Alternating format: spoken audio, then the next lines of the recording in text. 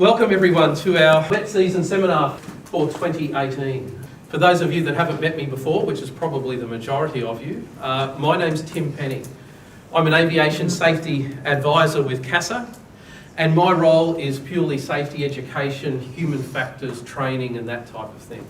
I'm not an auditor or an inspector or anything like that. My role is purely safety education. So why are we here? It's obvious that there are a lot of pilots. Many pilots arrive in the top end, fresh out of flight school. Many of those flight schools are down in the southern parts of Australia. And they come up here to the top end, everywhere from Cairns to Broome, to start their careers. And they arrive up in the top end, often with only a few hundred hours at most, and with very little exposure to any real type of operational flying. And it's no secret, especially when you chat to people that have been up here for a while, that the hazards involved up here in the wet season, especially during the wet season, are quite unique, are not really found anywhere else in Australia. We're going to focus on some of the main hazards, some of the main things that can come and bite you on the backside when you're flying across the top end in the wet season, especially for the VFR pilot. And especially for the VFR pilot, even in the early stages of their career. Even if you're an IFR pilot, even if you fly turbine equipment in the flight levels, even if you've been up here for many years, I'm sure there's still some very, very good information that you can take away tonight. Because understanding these hazards and understanding the risks that flow from them, guys, and the decision making that's required, that's the vital stuff that will keep you alive. We have things like the Bureau of Meteorology, we have air traffic control. They provide services to the aviation community up here, and that's fantastic. But even the stuff that our friends in ATC and our friends at the Bureau of Met provide do have their limitations, okay? They're not always the silver bullet we may think they are. So we're going to have a bit of a chat with our subject matter experts from air traffic control and the Bureau of Met as we unlock some of the secrets of the wet season. What I'm going to do is just ask the question, what is a hazard?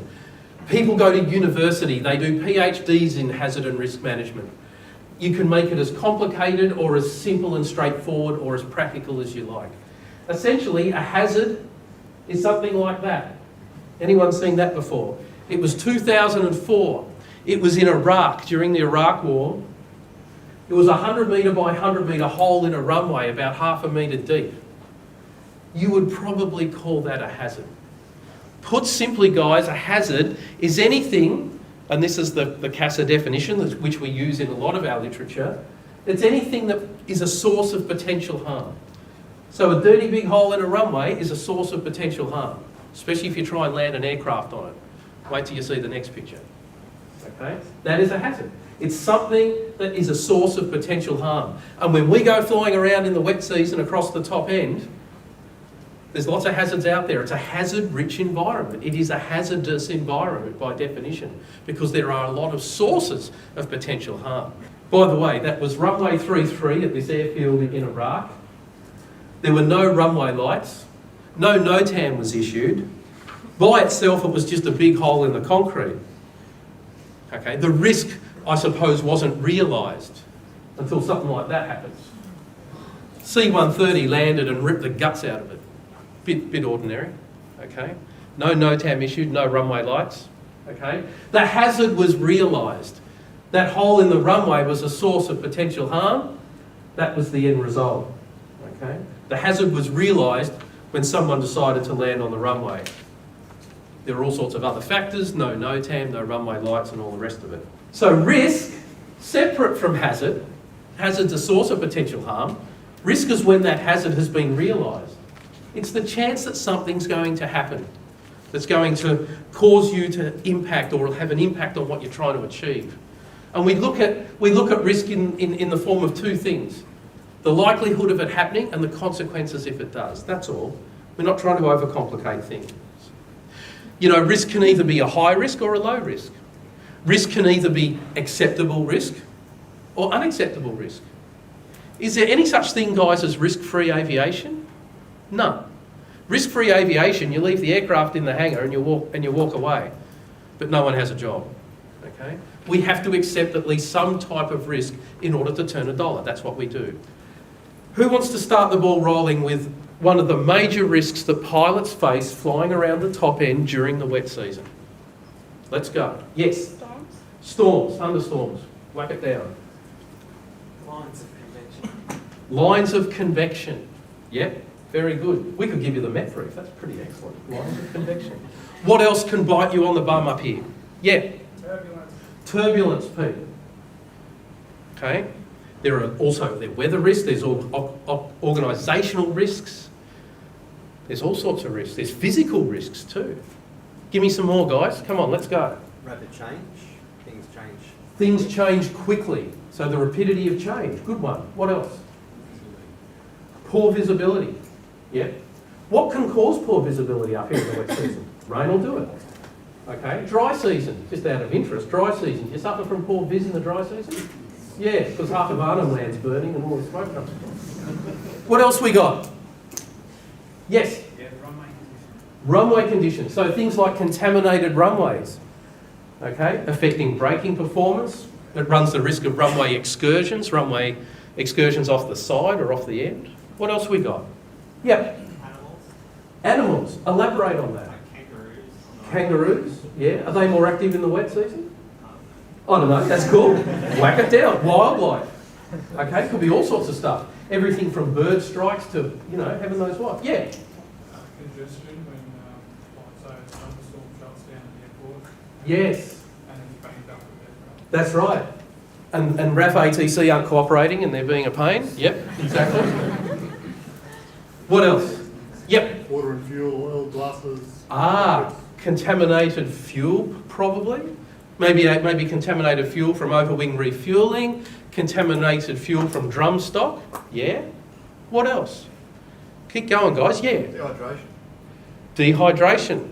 Yeah, you sweat a lot, don't you? You can lose litres of fluid. Okay. Or, you're in the cockpit, it's stinking hot, it's humid. What else? Think about wet season operations. Yeah. Operational pressures, Pete. Operational pressures to get the job done, especially if the weather's not cooperating. Fatigue.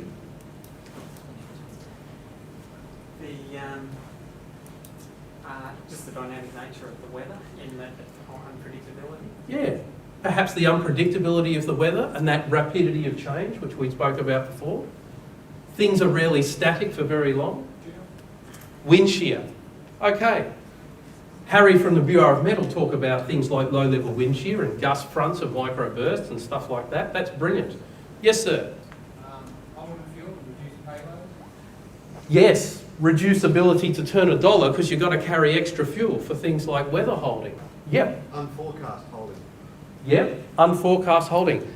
TAF said it was great, or the area forecast said the storms weren't going to roll in until certain time. Sure enough, you get out there and they're already forming, okay? Because the weather forecast ain't perfect. Harry will tell you that a bit later. They're not perfect. It is a forecast, okay? It's sometimes crystal ball stuff. Yeah. The roads being closed and more pressure to get someone through. Yeah. If the roads are cut, there's more pressure on the pilot. There's more pressure on the company to make that communication link, to make that transport link. So other modes of transport, I suppose, Pete, being compromised, puts more pressure on you guys to get the job done. Last light considerations. Last flight considerations. Yeah, elaborate on that a bit. So if you've got tempo or interfielding, Yep. requirements. Yep. Last light, Yep. True. Yep. The requirement for alternates, whether planned or unplanned or unforeseen, Yep. might come up. Yep, the requirement for alternates. And not every alternate might be suitable as an alternate. So your alternate planning has to be pretty well spot on. Just general lack of infrastructure in remote part of the territory. Yeah. The lack of infrastructure during the wet season can really make things difficult. It's hard enough in the dry. When we can land on runways, they're not flooded. In the wet season, for those of you who haven't been up here long, everyone gets really tired because they can't sleep because there's storms. That's the pilots, the engineers, the fuelies, everyone associated with the aviation system Yeah, can suffer from fatigue during that period. And that plays across everything Yeah. we're talking about. So if everyone is under the pump, happens in the build-up, everyone goes slightly crazy, and it happens during the wet season. So it's a layer of extra hazard over the whole system that relies on people being at their best. Mm. So often people don't operate at their best. yeah. And we don't, yeah, Sorry, just also maybe That's all right. like increased debris, like we talked about runway conditions. Yeah. And I kind of more went down the water on the runway, but Yeah. I guess we had a member of our work who, I don't know, tree fell on his car, so something Yep. like that. Yep. There's all sorts of hazards with things like falling debris, blowing debris, that type of stuff. Yeah, Yeah, VFR operation into the wide sea, goals no instrument rating. that's it. That's probably the big one, isn't it? The VFR pilot losing the visual horizon and being stuck in cloud. Let's say the threat of cyclones and everyone rushing to either secure aircraft or get them out of town. Yeah, people having to do things too quickly. Yeah. It's interesting where Greg mentioned fatigue earlier. I'm just about done here, but think about how you react when you're tired, okay? We each react in different ways. I know when I get tired, I get short-tempered and a bit shitty. Some people get clumsy. Some people get forgetful when they're tired. Have a think about, for example, how you yourself react when you're tired, and just keep, I suppose, a bit of a lookout for those red flags. And with regards to fatigue, the fatigue limits that we have are exactly that. They are limits. It's my pleasure now to welcome Harry Burns-Fab. Harry is a forecaster with the Bureau of Meteorology here in Darwin. Harry's going to give us a bit of a, I suppose, a cook's tour of thunderstorm activity, wet season activity, monsoon, cyclones, all that good gear. So please welcome to the floor, Harry. Thanks for that, Tim. I've been a meteorologist up here in Darwin for about three years now. I work out at the Casuarina office. We do the forecast for the whole of the Northern Territory, basically the whole of the GAF area, and a little bit in East Timor as well. I've specialised in aviation meteorology, and today I'm going to go through, firstly, the kind of hazards to expect in the wet season, and then go into what products the Bureau issues in the wet season, and then a little bit about what kind of limitations are there on the forecast. As many of you know, we don't always get it perfect. So what does a typical wet season look like? At the moment, we're in October, November, it's the build-up, it's pretty hot, it's pretty humid, there's a lot of moisture in the atmosphere, everyone's sweating. We're starting to see a few storms develop. I don't know if a few of you are flying around today. There are a few thunderstorms. Didn't quite make it into Darwin. Early on in October, you get a thunderstorm, once every few days if you're lucky, that kind of thing. Moving on into November, that's where we start to get a bit more moisture in the atmosphere and you start getting more regular thunderstorms. So, once every second or third day kind of thing.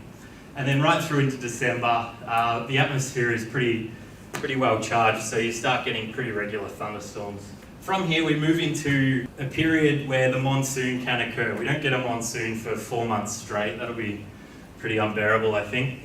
We get periods of monsoon, so that's called an active monsoon, and that's where we get, a few days, maybe a week, maybe 2 weeks of basically inclement weather, rainfall, low visibility. That's when you can get 100, 200 millimetres in a day quite easily.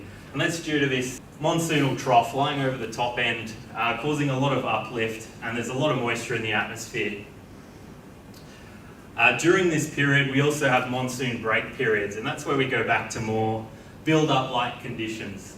During these periods, there's a lot more moisture in the atmosphere than what there was in the build-up, so you do get a bit more regular thunderstorm activity. And then from November right through to April, this is our tropical cyclone, tropical low season. So these are the kind of months that you can expect a tropical cyclone in our areas of the top end.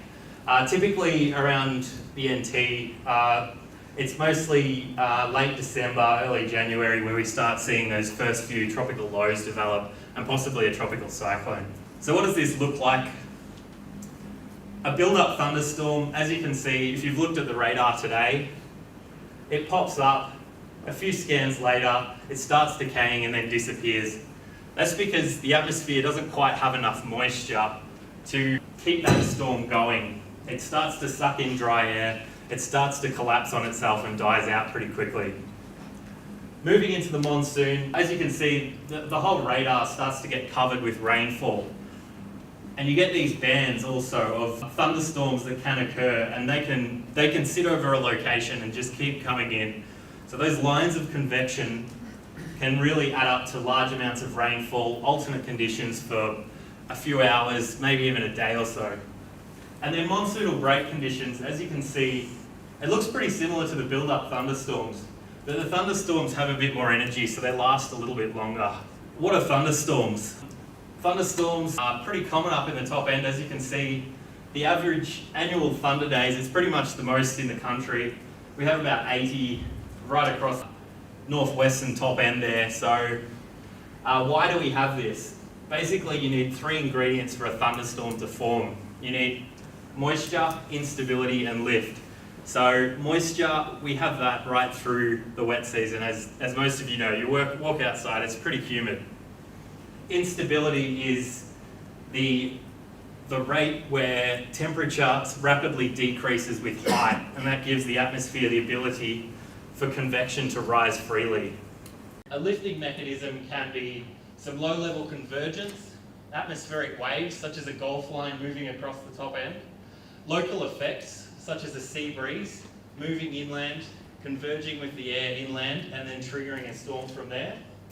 Or lifting ahead of a surge, so we get southeasterly surges pushing up from the base of the top end sometimes, and ahead of that surge you get a convergence in the air that can trigger thunderstorms quite easily. So thunderstorm timing. Overland, thunderstorms, as you're probably all aware, are most common in the afternoon. This is because the heat of the sun heats up the land, and this gives it even more lift. This gives it even more instability to then allow the thunderstorm to grow. Over maritime areas, thunderstorms are most common overnight. So this is due to the sea surface stays relatively the same throughout the day and the night. But what happens at night is the tops of the clouds start cooling off, and this allows parcels of air from below to then access that energy to start lifting. What does a thunderstorm look like? A pulse thunderstorm, so what you kind of experience in the build-up. It starts off as a cumulus, starts developing into a tearing cumulus. You get that convection coming up, it starts bubbling up. You're mostly just getting updrafts at this stage, no precipitation quite yet. And then once the cloud develops enough, it starts precipitating, and this precipitation causes downdrafts. So in the mature stage, this is when the lightning activity is at its highest, the wind shear, the turbulence, everything like that is at its peak. You've got the updrafts and the downdrafts in the storm. And then in a pulse thunderstorm, what happens is it starts choking itself, so it precipitates into the area where it's trying to suck air up, and it can't get any more air to get sucked up. So it starts dissipating, and you're just getting downdrafts at this point. So pulse thunderstorms can last from an hour to 2 hours or so, and then they start dying. A supercell thunderstorm is a little different in that it can continue for hours and hours on end. This is because it has this updraft that starts rotating, and that rotation separates it from the downdraft. So it's got its updraft and the downdraft, and it can move along with both of these happening at the same time. So it's feeding itself and it's precipitating at the same time. So like I said, these thunderstorms can last quite a while and are much more hazardous as they can develop a lot stronger updrafts and downdrafts. Going on to hazards, some of these might be pretty obvious. There's quite a few hazards in a thunderstorm. Firstly, severe turbulence.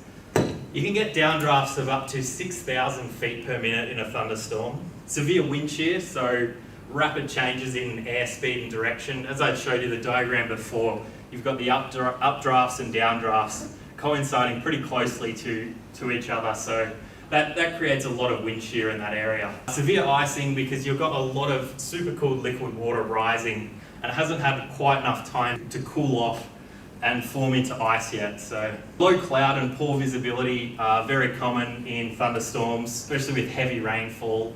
There's a lot more moisture being precipitated underneath a thunderstorm.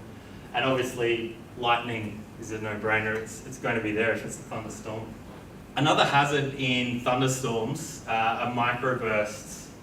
So what these are is it's a sudden burst of downward pushing air. So what happens, precipitation starts to fall below a thunderstorm and then it cools, it evaporates as it's dropping, and this evaporation cools the air below it and changes the density of the air.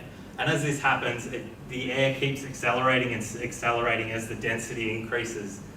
So then you get these sudden bursts of air movement coming down, and then they hit the ground and start curling out, and then you get these turbulent eddies forming at the sides of the thunderstorm. So these are particularly hazardous because not only do they cause turbulence and wind shear, they can cause wind gusts in excess of 100 knots. So what they look like in underneath a thunderstorm, you've got the precipitation falling here, and it's kind of clumped in like in a blob there. And then as it hits the ground, you can see it spreading out rapidly and starting to curl out at the sides. Why are these hazardous? Like I said, it's the really strong wind gusts you can get from them and the high wind shear. So in this example, the aircraft encounters this pocket of high wind speeds from these downdraft coming outwards, and then it gets into this area of the strong downdraft. So then it's just all straight down on top of the aircraft, coming through there, then increases into this other area of high wind speed, but in the opposite direction. So there's quite a lot of wind shear and turbulence right throughout the whole downdraft system. How do you know that there is a microburst in the thunderstorm? They're pretty hard to detect. Some things you can look for are so blowing dust, because when you get that those winds coming down, they will force debris out quite quickly. As I said, they can exceed about 100 knots or so sometimes. Virga, so that's precipitation not reaching the ground. This is more common if the cloud base is quite high, so maybe further south in the territory. Precipitation, when you see that precipitation hitting the ground and spreading outwards, you know there's a lot of energy forcing downwards and then getting pushed outwards. So that's a pretty good indicator of a microburst in the area. And these two last points might be a bit obvious. If you're getting reports of wind shear and unusual airspeed fluctuations, maybe you're encountering a microburst. Another phenomena that we get from thunderstorms, it's kind of similar to microbursts, but it's a bit more, it's on a larger scale. So these are called gust fronts or outflow boundaries. And what these are, again, the air gets forced down in the thunderstorm and it creates the outflow, but this outflow keeps going in the form of a gust front. And then this creates these pockets of severe turbulence forcing out from the thunderstorm. And these, I'll show you in a second, these can act to create new thunderstorm cells. So on this radar example, you can see thunderstorms forming here, and we've got this gust front coming down here, triggering more thunderstorms, and then another gust front coming through here. So what they look like on the ground or in the air if you're looking at them, sometimes you can see them in the form of these roll-like clouds coming out from pretty close to the base of the thunderstorm, and they might come out and travel a lot further ahead of the thunderstorm. So that's a pretty common sign of the presence of a gust front. So moving on from thunderstorms, another hazard or a weather phenomena that creates a lot of hazards is the monsoon. So the monsoon is where we get warm, moist northwesterly flow from the maritime continent coming over the top end and converging on the monsoon trough and causing large-scale uplift to create a lot of rainfall, a lot of embedded thunderstorms, and from these, this also creates a lot of low cloud and reduced visibility in these conditions, which can last for a long time. You can also get quite strong wind gusts as the flow from the northwest can be quite vigorous at times. So tropical cyclones, I mean the definition of a tropical cyclone is when it gets mean winds above 34 knots, so you know that it's going to have quite strong winds. Severe wind shear with those stronger winds. And this is just within the actual cyclone core, I guess you could call it. But outside of this, you're going to experience low cloud and rainfall with reduced visibility right around the system. And then you also get these embedded thunderstorm bands right around the system, which can also converge and produce a lot of rainfall over one particular area. And these aren't just a hazard for aircraft in the air. Well, I hope you won't be flying near one, but aircraft on the ground can have large impacts from tropical cyclones as well. So I want to just go through now products and services that we offer, what they look like in the wet season. If you've seen a graphical area forecast in the dry season, it looks nothing like this. These are a little more complicated.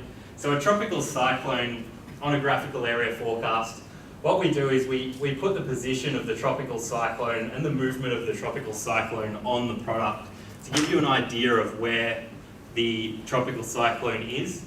And from there, you can actually go onto the public weather website and seek out more information about, watches and warnings and where that cyclone where the cyclone might move from the track map as well. Like I said before, widespread rainfall, showers, embedded thunderstorms are all quite common. Severe turbulence, quite common around a thunderstorm and then around a tropical cyclone. And then moving out from the cyclone, you get slightly decreased weather conditions. So an example from a monsoon. So again, we mark on the trough position, the monsoon trough position. And around this monsoon, right up through the top end, especially coastal areas, if you're experiencing widespread rainfall, embedded thunderstorms, showers, that kind of thing. So going back to thunderstorms, what do these look like in our forecast? Initially on the GAF, so thunderstorms will be included on the graphical area forecast if we think there is any chance of a thunderstorm forming, be that isolated, occasional, frequent, embedded. If a thunderstorm occurs outside the area of us forecasting thunderstorms, we will put an airman out as soon as we think there may be a chance of a thunderstorm forming or if a thunderstorm has already formed. On TAFs, if the chance of a thunderstorm is considered greater than or equal to about 30% at a location, we will put it on the TAF. So this isn't just, we don't just send the TAF out and say, it'll be 30% for the rest of the day. We're constantly monitoring that TAF, and as soon as we think that chance has increased to above 30%, we're going to amend the TAF, be that a few hours before a storm might hit, or if it's a very unpredicted thunderstorm, maybe just before it hits kind of thing. But we're going to be constantly monitoring it. It's not a kind of 30% chance for the day, set and forget kind of thing. What sort of things are you looking for that might give you a heads up that it's coming? Where convection forms, so earlier cumulus development, triggers, so sea breezes moving in, that kind of thing, low-level winds, which way the thunderstorms will move. I could go on for days, but... so moving on, aerodrome warnings. So once a thunderstorm's developed, we send aerodrome warnings for Darwin, Tyndall and Alice Springs, and we will send these an hour or two before the thunderstorm's expected to hit the aerodrome. So the Darwin TTF, this is just a quick heads up. So we issued the TTF between 20 Zulu and 12:29 Zulu. And this supersedes the TAF for its 3-hour validity. And any inconsistencies between the TTF and the TAF, given that it supersedes it, will be limited to less than an hour. So if we think that inconsistency is going to be larger than an hour, we'll amend the TAF as well to reflect that. So what do thunderstorms look like on the TAF? A few examples. So if you're getting strong winds in the line of thunderstorms, so 30 gusting 50 knots here, thunderstorms are likely to be severe and organised, meaning they're going to last for a lot longer than some kind of pulse thunderstorms. And obviously they're going to contain very strong winds. High bases on the CB, so thunderstorms will be high based, obviously, and they may only contain modest vis drops, so the rain, the precipitation may not even reach the ground, but strong winds are very common because this can create microbursts here. An inter, not a tempo, so thunderstorms can be pretty fast moving. And thunderstorms, as I mentioned, thunderstorms on the GAF, but not the TAF, there's less than a 30% chance there. How do we forecast the weather?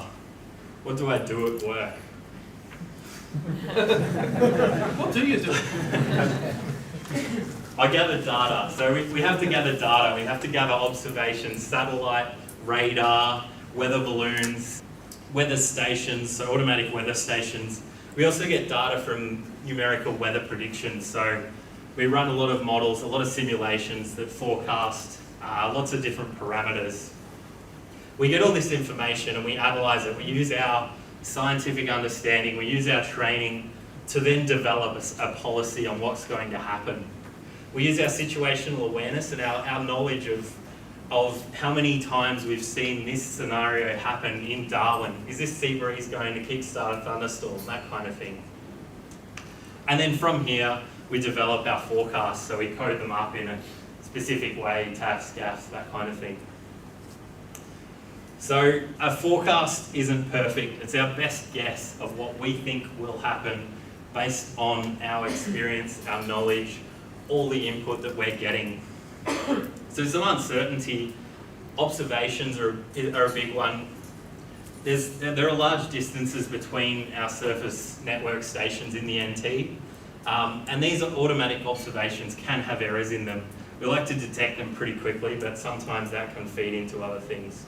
The computers, they can give us a pretty good idea of a large area of, this area might have thunderstorms kind of thing. It's up to us to then drill down into the detail and say, is Darwin going to get a thunderstorm? Are the Tiwi Islands going to get a thunderstorm? Of course, they get one every day. This is only as good as the initial conditions. So if you're feeding bad observations into the NWP, it's going to give you bad results. And it's our risk assessment. So what we use is our knowledge, our experience from similar weather events to say, yeah, this is a 40 to 50% chance of happening for Darwin today. Therefore, we need to put this on the forecast nice and early and go from there. And then, as each issue of the TAF comes, we'll slightly tweak that forecast to best reflect the latest information.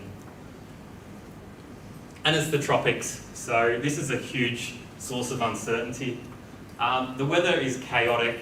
There are a lot of subtle variations. So a sea breeze of 12 knots versus 14 knots might mean the difference of thunderstorms or no thunderstorms in Darwin. And there are limits to the products we issue. So we know a lot more about the weather than what we can write in a TAF or a GAF. So we have limits of the product as well. So the timing of thunderstorms has a lot of uncertainty. So there's a few factors here. So if we have thunderstorm activity overnight or yesterday, the thunderstorms can be quite often delayed. Large amounts of instability in the atmosphere, this can act to trigger thunderstorms pretty quickly. So sometimes we may not be able to keep up with that development of the thunderstorms if it's a little bit quicker than what we expected. The moisture levels in the low levels of the atmosphere can have a big impact on the development of thunderstorms also. And the location, like I said, we can say over a large area, yeah, there'll be thunderstorms here, but in terms of the actual location a thunderstorm will form, it's quite hard to pick. So, like I said, it's subtle, small-scale features that can act as a trigger here. I've covered a lot of information today. If you want more information, our website contains a lot of knowledge. We've got this thing called the Knowledge Centre. Down, if you go to our homepage, scroll down, click on Aviation Weather Services, hit this button on the side called the Knowledge Centre, and it has a lot of information about all our products, different weather phenomena such as thunderstorms, monsoons, that kind of thing. So if you want more information, have a look at our website. And if you're unsure of the forecast, you're looking at the product and you're saying, what's going on? Why is this on the forecast? I don't believe them. Give us a call. We'll discuss it. So if you want that number, it's on the bottom of all our graphical area forecasts. And also, if you're flying somewhere and you see something that isn't on the forecast, give us a call and let us know. We need that feedback. Like I said, we have limitations, and some of the limitations are our observations. So if we don't know it's happening, we can't forecast it very well. So that's all I've got time for. Thanks. No, good on you, mate. I just want to quickly introduce our second speaker, Bob Calaby. Bob is the Aerodrome Safety and Standards Manager here at Darwin International Airport. Bob just wants to have a quick chat to you for about 5 minutes or so, specifically on the subject of cyclone safety around the airport. Things like tying down aircraft, securing ground support equipment, loose articles and that type of thing. So without any further ado, please welcome Bob Calaby. Thanks, Tim. Good evening, ladies and gentlemen. And he said it all already. I just wanted to give you that message. Please tie down your aeroplanes, clean up your premises, stow any loose materials and ground service equipment. But I'll just show you a few slides from Cyclone Marcus, which most of us experienced on the 17th of March this year. That's my street. And that was the scene all over Darwin. Also on Darwin Aerodrome, we had 500 trees down on the aerodrome itself. That's my driveway. That was a great coconut tree. The toll freight 737-400 parked on Bay 25. It's parked there every weekend, as it was. Cyclone Marcus was a Saturday. I know one of the captains who lives in Brisbane. He called me about 9 o'clock that Saturday morning when this cyclone was brewing, and of course we do have a cyclone plan and we had made preparations, but he calls me and he says, I'm just watching the 9 News. He said, I'm a bit worried about that aeroplane up there. He said, it's not much fuel on it and I don't know if there's any ballast. And we had a discussion and I said, oh, it should be right, Bruce. Weighs 40 tonnes empty. All right, I'll tell you a word. Bob Calaby said it should be right. And you can see there it's spun through 180 degrees. It had the tail prop in place. We think that it sat on the tail prop and jumped its chocks and then rolled forward. But the gusts from Marcus Harry, 130 kilometres on airport. And at that time when that was occurring, we've got some CCT vision of that, as we do over the entire aerodrome, so we don't miss too much.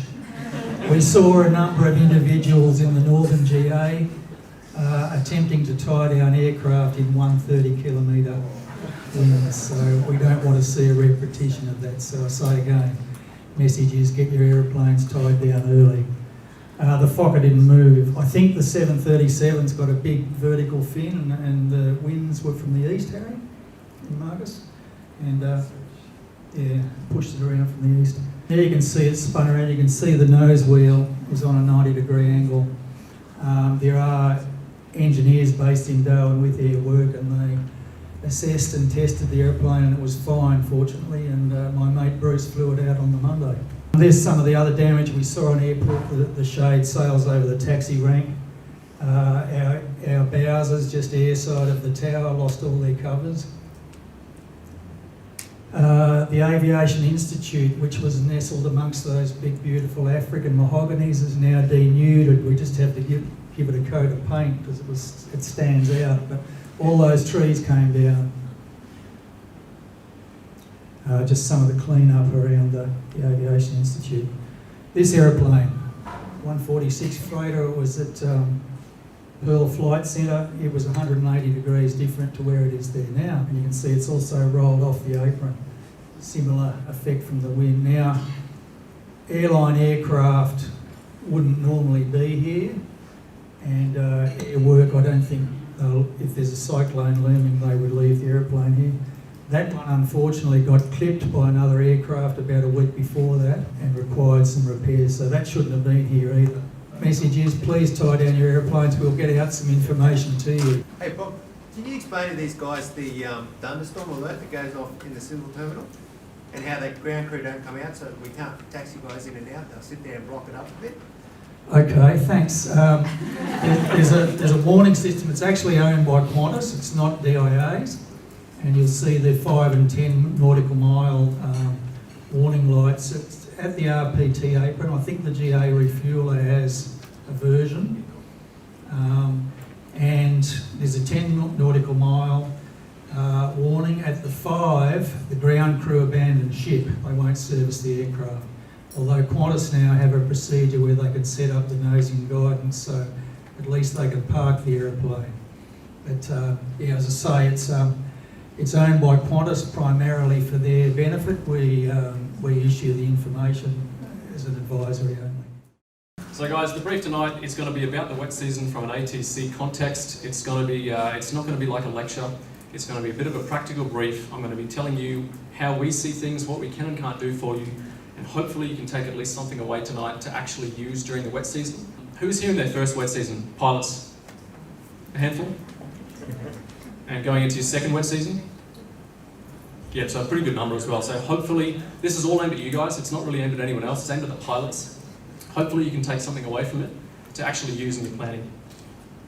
So the scope tonight, I'm going to talk a little bit about controller workload. I'll go into what we can do for you, and then I'll go into what we can't do. Knowing what we can't do is just as important as knowing what we can do. It's all part of that expectation management. When you're flying into Darwin, you need to have the right expectation of how we can help you and how we can't help you. I'll talk a little bit about our limitations, specifically in Darwin, whether it's equipment or our actual facilities here. And finally, I'll cover off with a little bit of so basically pointers for you guys to improve your own safety and to help efficiency for everyone else, other pilots and for ATC. So controller workload. During the dry season, if you're 100 miles away and I tell you to track direct to Darwin, I'm about 99.9% sure you can do it. It doesn't matter where you are. If I give you a vector, I know you can fly the vector. I know there's going to be no weather. It's pretty easy controlling. It's busy, but it's not particularly complex. We don't have much terrain, and when you take weather out of it, it's just busy, pure ATC. The wet season changes all that. When we have a nice big thunderstorm straight in the control area somewhere or even on the zone, all of that simplicity goes and it immediately becomes more complex. So 8 aircraft during the dry season could be quite busy. Those same 8 aircraft during the wet season can become incredibly complex and very, very difficult to control. So what does that mean for you? It means that the human being sitting in that console speaking to you during the wet season, during a storm, they're much more busy than they would be in the dry. So we may be slower to issue instructions. We may not be able to give you what you asked for. So it's important to remember that that controller sitting there, they're a lot busier than they usually are. And the pressure on them is exactly the same as the pressure on you. We all want to do well, we all want to be safe, but it's much harder in the wet for us and for you. So moving on to what we can do for you. So ATC can provide you with up-to-date weather in Darwin itself. The control tower are all qualified observers. We can tell you exactly what we can see. The weather radar we use, I'll touch on it later, but it's not particularly useful from an approach perspective. But certainly looking out the windows, we can tell you exactly what we can see. That'll at least give you our idea of the control zone and the immediate surrounding areas. Advise the preceding ride reports, so we can just simply ask aircraft, what are the conditions like on final? What are the conditions like at Lee Point? What are they like at Channel Island? We can just ask people to tell us, because they're the ones who are going to have the best idea, not us. And then of course we can relay that information to you. Holding instructions, so when there is weather directly overhead the field and visual approaches are not actually possible at all, we can give you instructions to hold somewhere. We do like to use those big cardinal points around the zone: Hope Inlet, Lee Point, Wickham Point, Channel Island. They're really easy to spot for you guys, and they're pretty close to base points for us. So it's nice to be able to keep you there. You're only about 2 minutes away from base if we put you there. Another thing to note, if we do put you there with other aircraft, regardless of whether you're VFR or being separated, we're not going to hold you at the same level as someone else. If I've got someone at 1,000 feet at Lee Point, I'm not going to put you there as well. I'm going to at least segregate you. So we're not going to stitch you up like that, particularly with bad weather. Thank you. We're not required to separate, but we do still have that duty of care there. Estimated holding duration, the important word there is estimated. The weather in Darwin is predictably unpredictable. We're not that good. We can't tell you when a storm's going to end. We can look at trends, we can look at directions, but there might be another storm directly behind another one, or it may just present itself over the field. So we can only ever give you an estimate. And finally, assistance with diversion. So we can conduct coordination with Brisbane. We can find out what the weather is like at places like MKT, Delisaville, up at the TV Islands. If it's bad in Darwin, it's probably worse at the TV Islands. But yeah, we can at least assist you with a navigation service if you do make that decision to divert. Once again, these are just as important as what we can do. The first one is pretty important. A lot of these roll into each other, but the first one's important. We can't preempt what you want. The only way for us to know what you need and what you want is for you to tell us. That's pretty much the underlying theme of my entire brief. You've got to be able to tell us accurately and early what you need in order to fly your aircraft safely. We can't provide you accurate weather updates for the entirety of our airspace. The reality is that we're using that bomb rain radar. It can have up to a 10-minute delay. So the information we're giving you can be up to 10 minutes late. In terms of track miles, 10 minutes is a long time.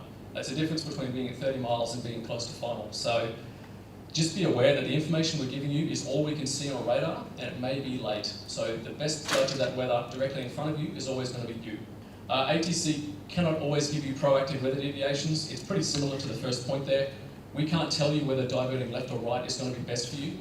Just because the first two aircraft in front of you over the last 10 minutes diverted left, maybe that's not going to be best for you. Maybe it's cleared and you don't need to divert. Maybe you need to divert right, maybe you need to descend.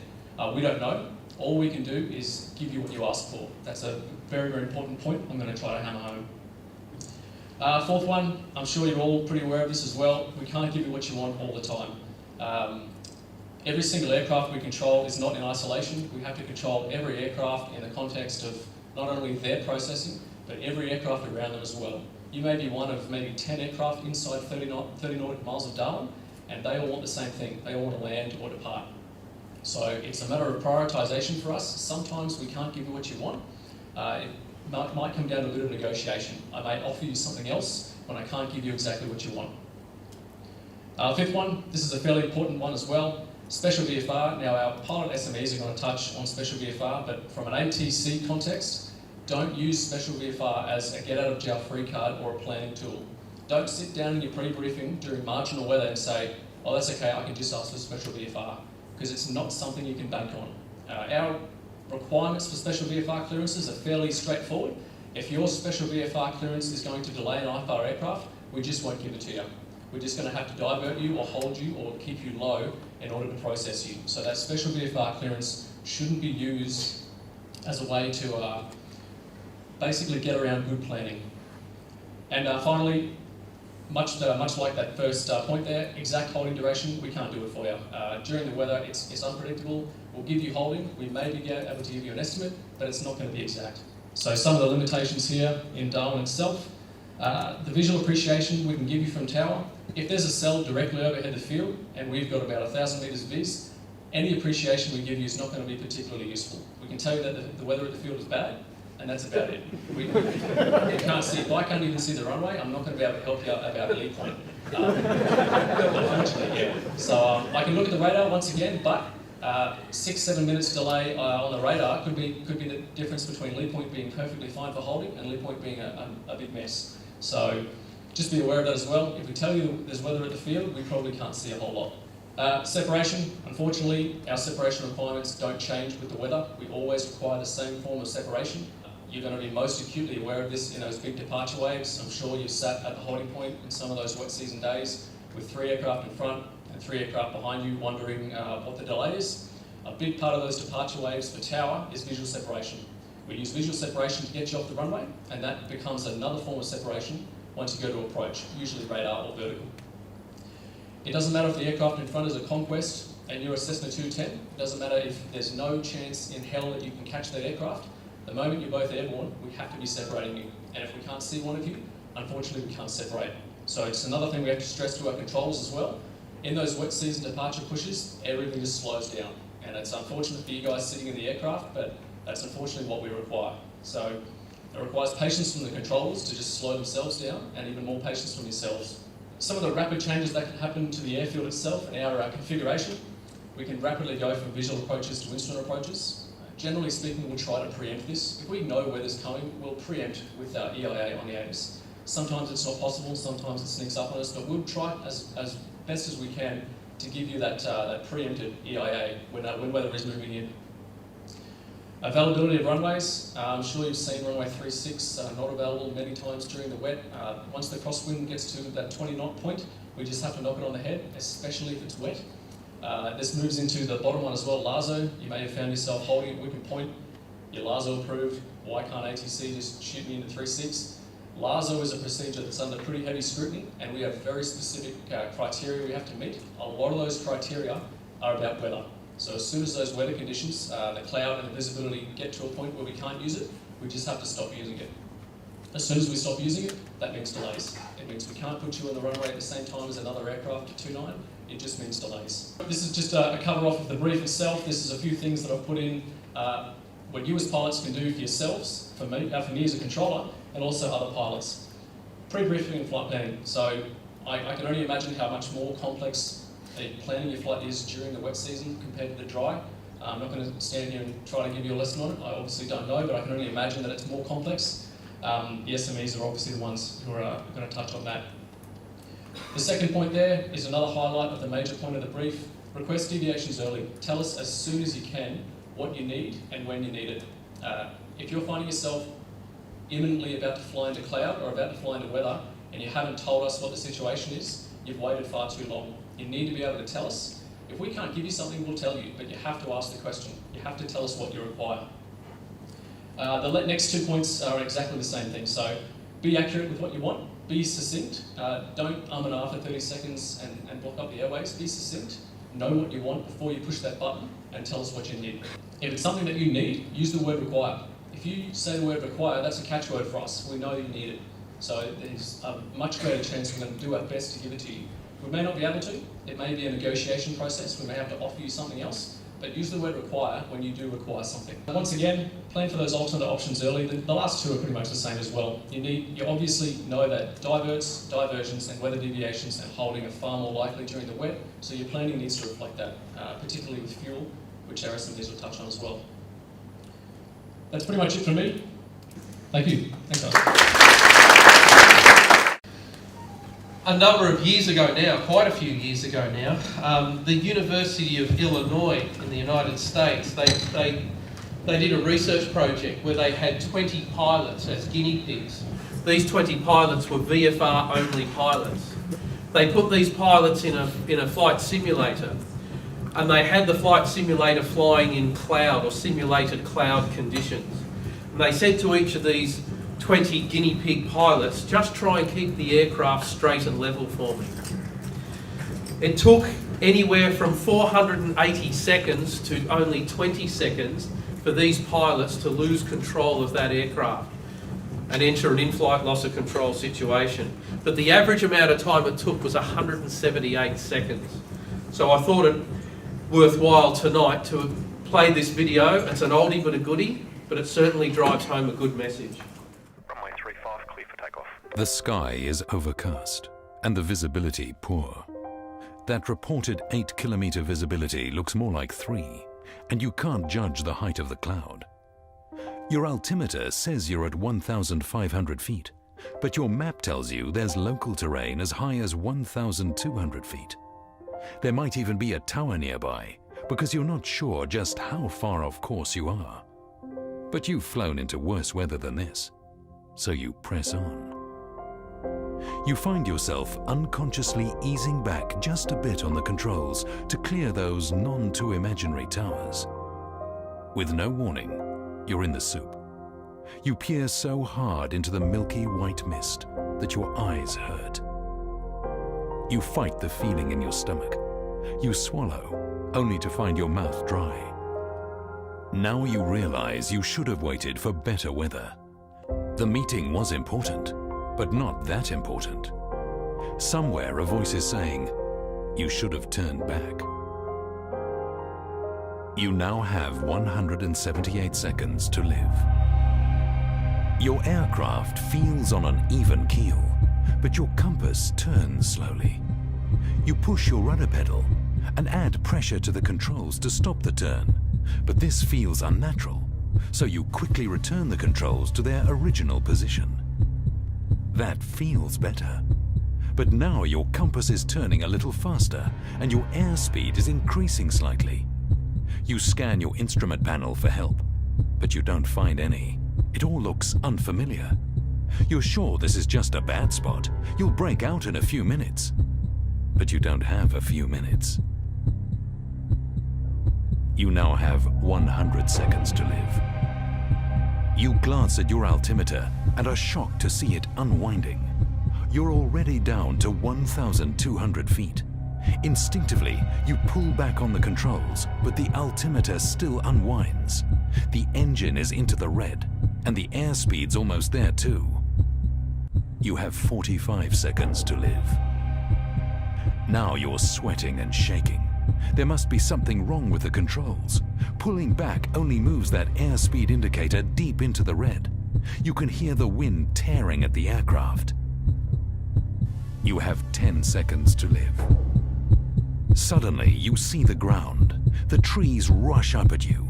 You can see the horizon if you turn your head far enough, but it's at an unusual angle. You're almost inverted. You open your mouth to scream. Unfortunately, we're still losing pilots to this type of thing, not only in the top end and in the northern parts of Australia, but also in the southern parts of Australia. They're not just raw statistics, they're real people. And it's a tragedy. So sometimes you feel like we have to keep, repainting the Sydney Harbour Bridge and going back and revisiting this stuff. But I think it's an important message that a night like tonight, I think it's an important take-home message. VFR flight into cloud is not a good thing. In-flight loss of control, if you're going to have an accident, in-flight loss of control is not the type of accident to have. The odds aren't good. Thanks for that. What we're going to do now is enter that part of our night where we hear from our subject matter experts. These are people with significant operational experience, many wet seasons under their belt, some good stories to tell, and some good information to pass across. So the first person that we'd like to hear from is a gentleman by the name of Greg Imlay. Greg is currently a flying operations inspector here at the CASA Darwin office. As you can see from the screen, he learned to fly quite a few years ago now, back in 1974. He's been the chief pilot of 2 Darwin organisations, and he's been with CASA about 9 years in this role as flying operations inspector. Significant wet season experience, both here in the top end and also in Southeast Asia, with about 12,500 hours. So without further ado, I'd like you to welcome Greg Imlay, please. They told me to bring 2 hats tonight, and I've got them here. This is one from Sea Air Pacific, where I did my float plane training, which was a ton of fun. And this is my CASA one. So the first bit I'm going to be talking to is going to have the Sea Air one. Well, I'm not going to wear it. That's who I am at the moment. I'm an industry person. We've moved on from the part of the evening where we were talking about concrete things, I suppose, air traffic control and MET and the airport, things flying around the airport. We're now moving into the area of where we're going to be delving into human factors issues.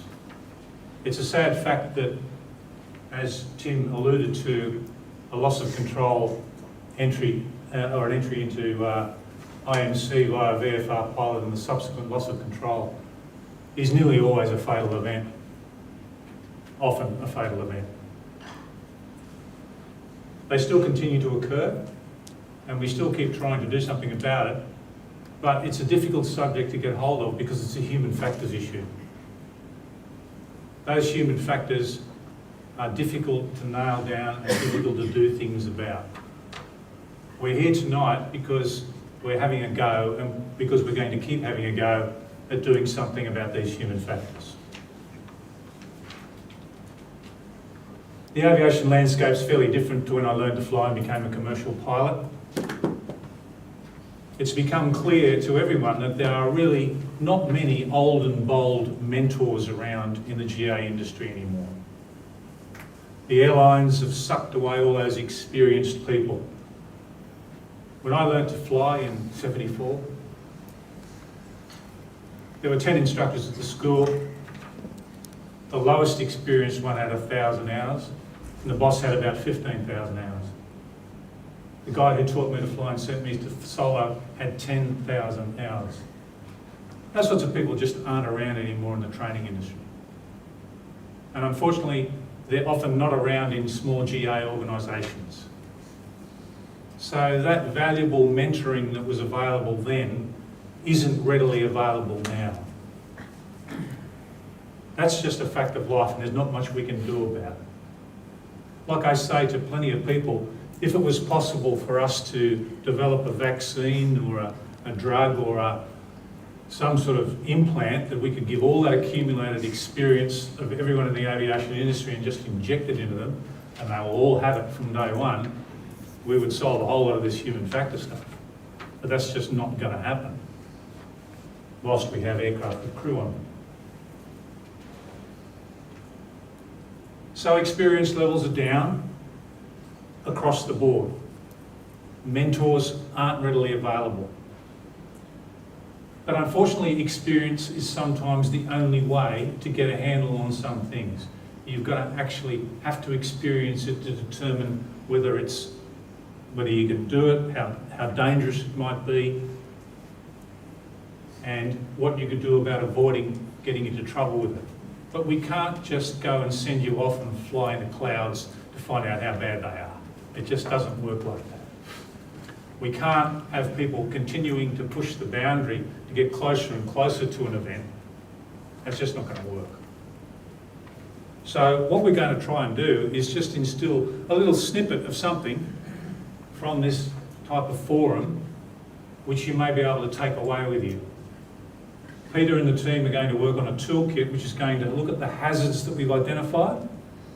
And what we're going to try and do against those hazards is when we eventually send this out to you or deliver a product to you, is to give you some strategies on how you might address those hazards and stop them becoming a real risk. Because while they're on the board and sitting up there, they're still a hazard like the hole in the runway. They don't become a risk until you actually interact with it. Now, I was asked to talk about something that happened in my past in order to give you the I learned something from that lecture.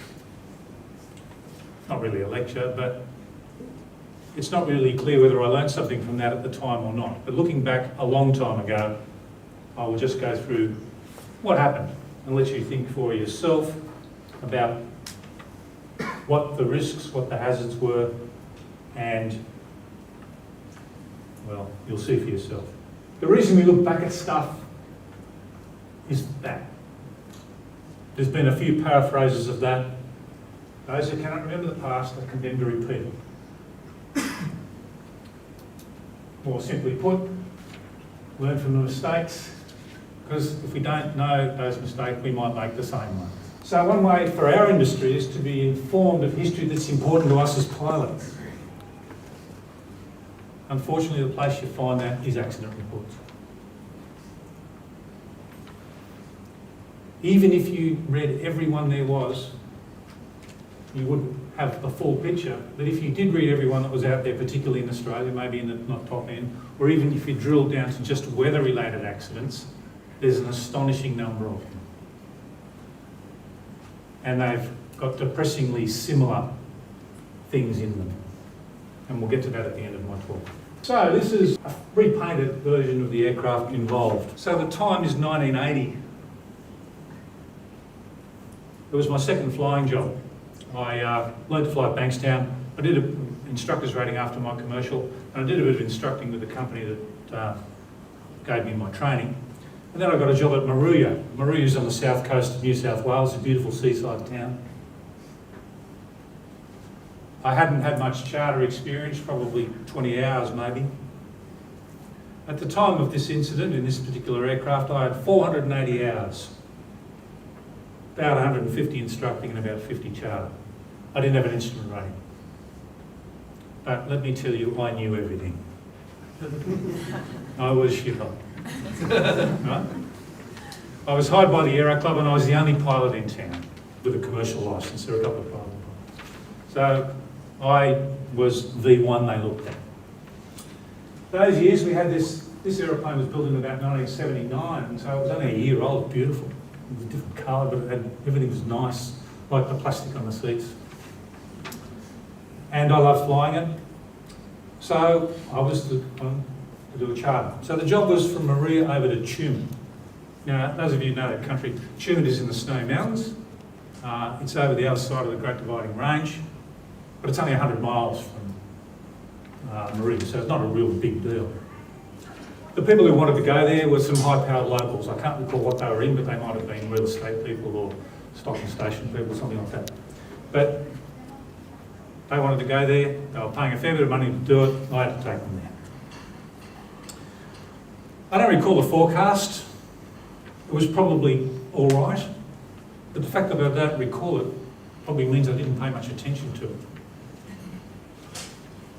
However, one of the clients' friends said, "Oh, yeah, the weather's fine at Tumut." No problem at all. So I'm good to go. So being a good charter pilot, wanting to save money, I just drew a line from Maria. This is a new chart, of course. Not the chart at the time. I was running. So this is the line I drew on the map, and you'll see that there's a bit of terrain here, and there's a bit of terrain here. This is Canberra here, and there's the destination.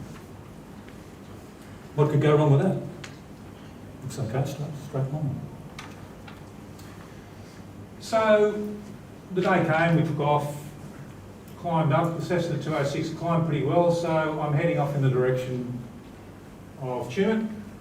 I knew the area reasonably well. I'd flown around it a bit, been there a couple of months, like 4 months or something. So I'm flying out there, and there's some cloud. Yeah, okay.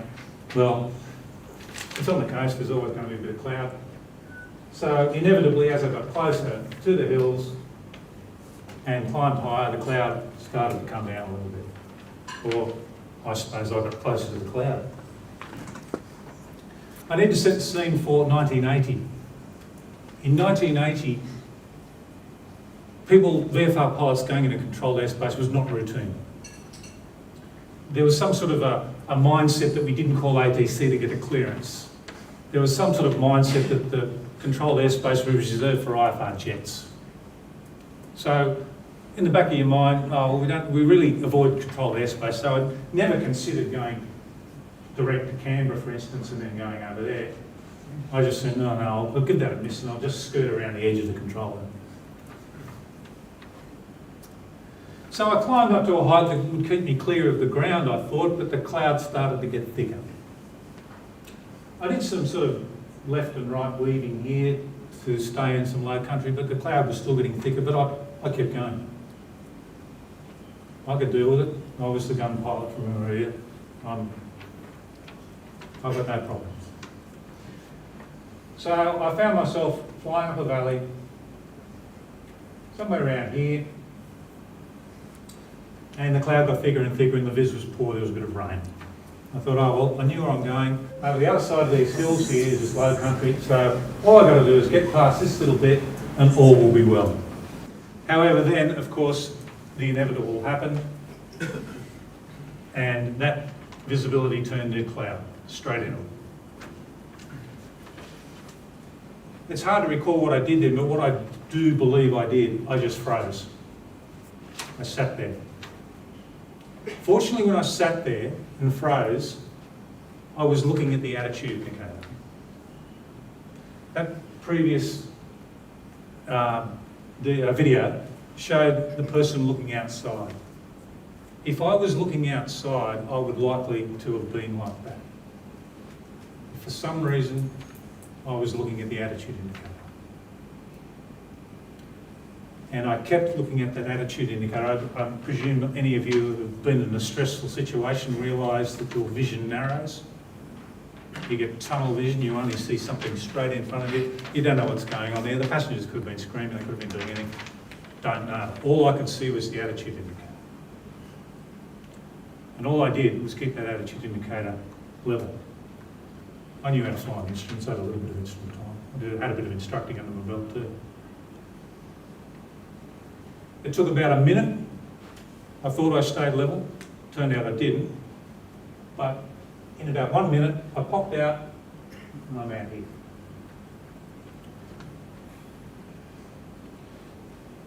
I more than likely clipped the edge of that control zone.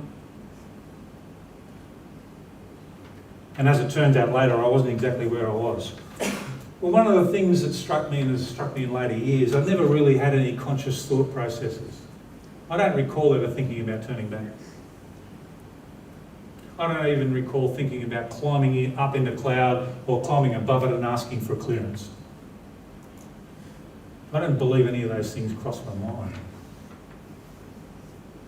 After I entered into cloud, all rational decision making went out the window. I was a passenger. I was trapped looking at the attitude indicator.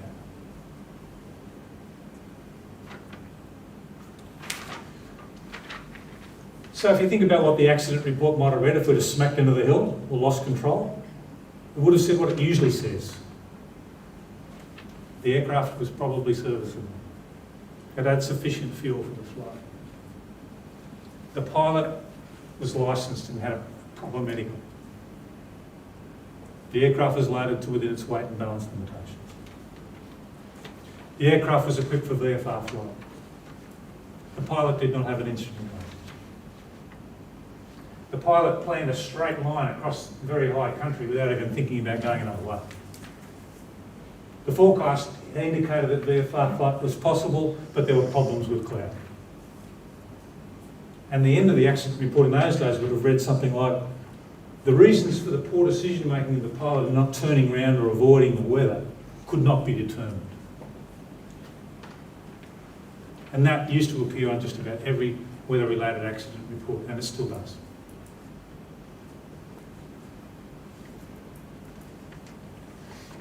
It turned out that I wasn't quite where I thought I was.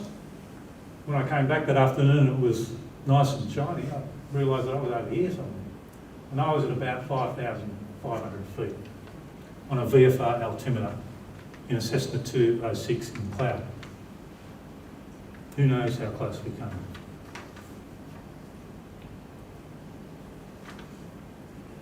So what did I learn? Well, on that day I didn't learn anything.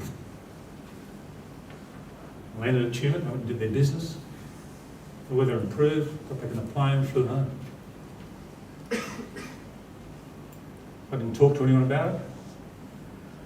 Didn't have a partner. Had a few friends, had a beer at the pub, but didn't talk to them about this, couldn't talk to them about that. Didn't have another pilot person there to talk to.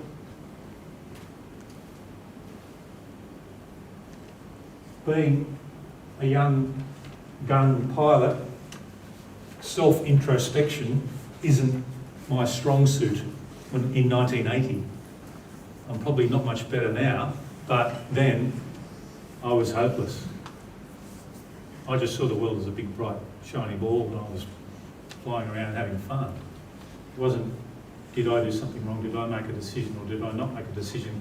Did I expose people to dying or anything like that? That didn't cross my mind. And even so, that sort of thing is quite difficult to share and quite individual. And it's not until you mature a bit do you realise that you can talk about that and express it and perhaps get something out of it. So what can we do? We've got to find a way that these sorts of experiences, which almost wrote myself and 4 people off,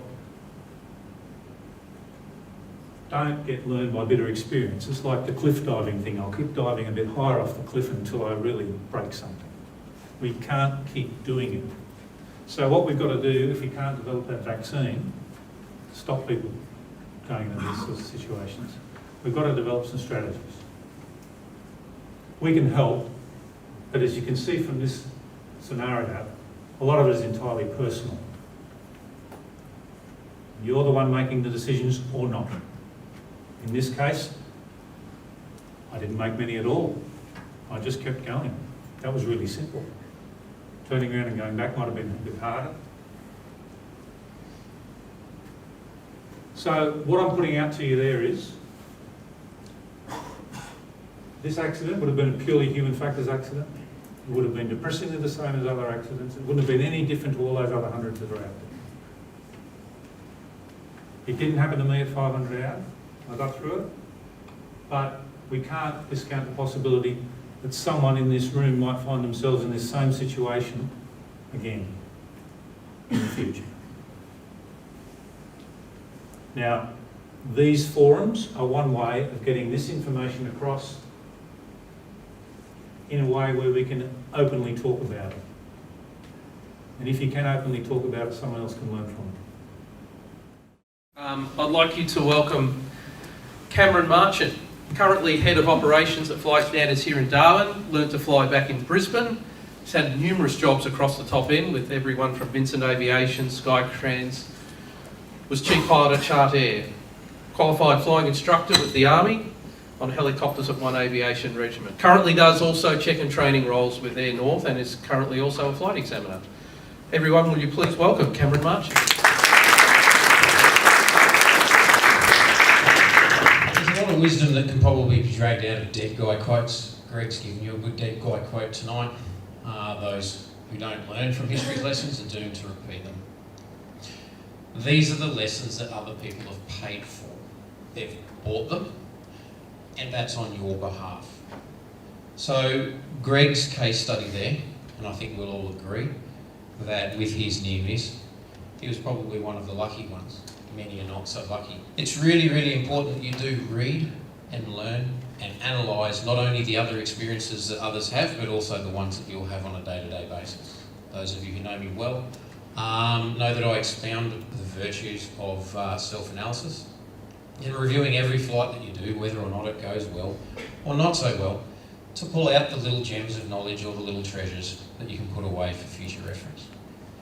If it's true to say that we all start our flying careers, and most of this is directed at pilots of course, if we all start our flying careers with two bags, one of them's an empty bag, that's the bag of experience, and the other one is a full bag, that's the bag of luck. Right, it's true to say that our aim as pilots, particularly in the early phases of our careers, is to fill the bag of experience as best we can so that we can refine our judgment and our techniques, preferably before we empty the bag of luck, the depth of which we don't know. So what I want to do tonight with my discussion is to not really discuss how innovatively over the years I've tried to empty my bag of luck, which still has something in it, I hope. But what I want to talk about is maybe giving some tools. The aim of tonight is a toolkit, so prior to Peter and the team releasing the toolkit they've formally put through, I thought I'd just run through some concepts and maybe offer some tools that hopefully you'll be able to gain something from. I have one slide, you can work through it with me, and it outlines the template of what I want to speak to. The first one, and if you have a look at everything that's been said tonight, the aim of tonight, or the focus of tonight, is wet season weather, weather in general, weather-related bad things happening to aircraft. However, when I sit down and look at this, it's not just weather. It's always weather and something else. Swiss cheese model, we've all read it in the books, about multiple things lining up to cause the bad outcome. If it was just weather, you damn straight would never fly into it. It's always weather and something else.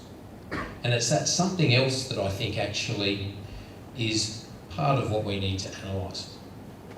In Greg's case tonight, I'll put it out there, who wants to hazard a guess or an answer to what was the something else? ATC?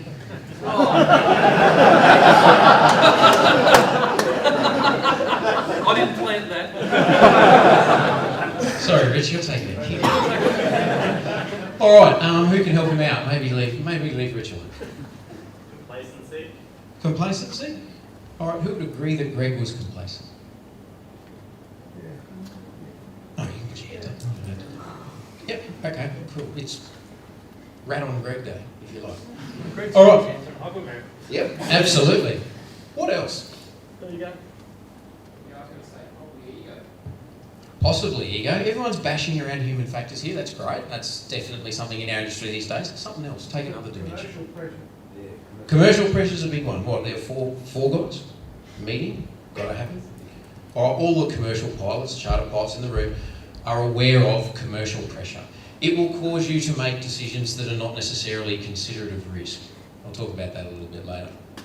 I'm a simple guy. To me, the number one thing there in Greg's situation is weather and terrain. I've spent wet seasons flying around North Queensland, Papua New Guinea, East Timor. All right, terrain. All right, as the clouds get lower, the ground gets higher. It's always that way. All right, it's always weather and something else. Might just be one thing, it might be two, it might be three. Just take us 5 seconds, just have a think about what a something else might be that hasn't been raised so far. Roland, what do you reckon? Get blank at the moment. Inexperience. Inexperience, definitely. It's very, very, very hard to analyse something that you don't really have a level of technical knowledge about or have seen before. What about another one? A way out, plan B. Okay, not having options. So that's a decision-making process. Structures, Greg's already mentioned that, which is great. One last one. Self-sir in the white shirt. Poor planning. Okay, poor planning.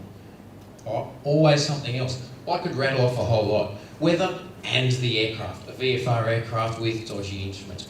Weather and night time. How do you see thunderstorms at night? You actually don't until they start taking pictures. All right, when the paparazzi come out, they take pictures. That's where you see them. But they're hard to identify.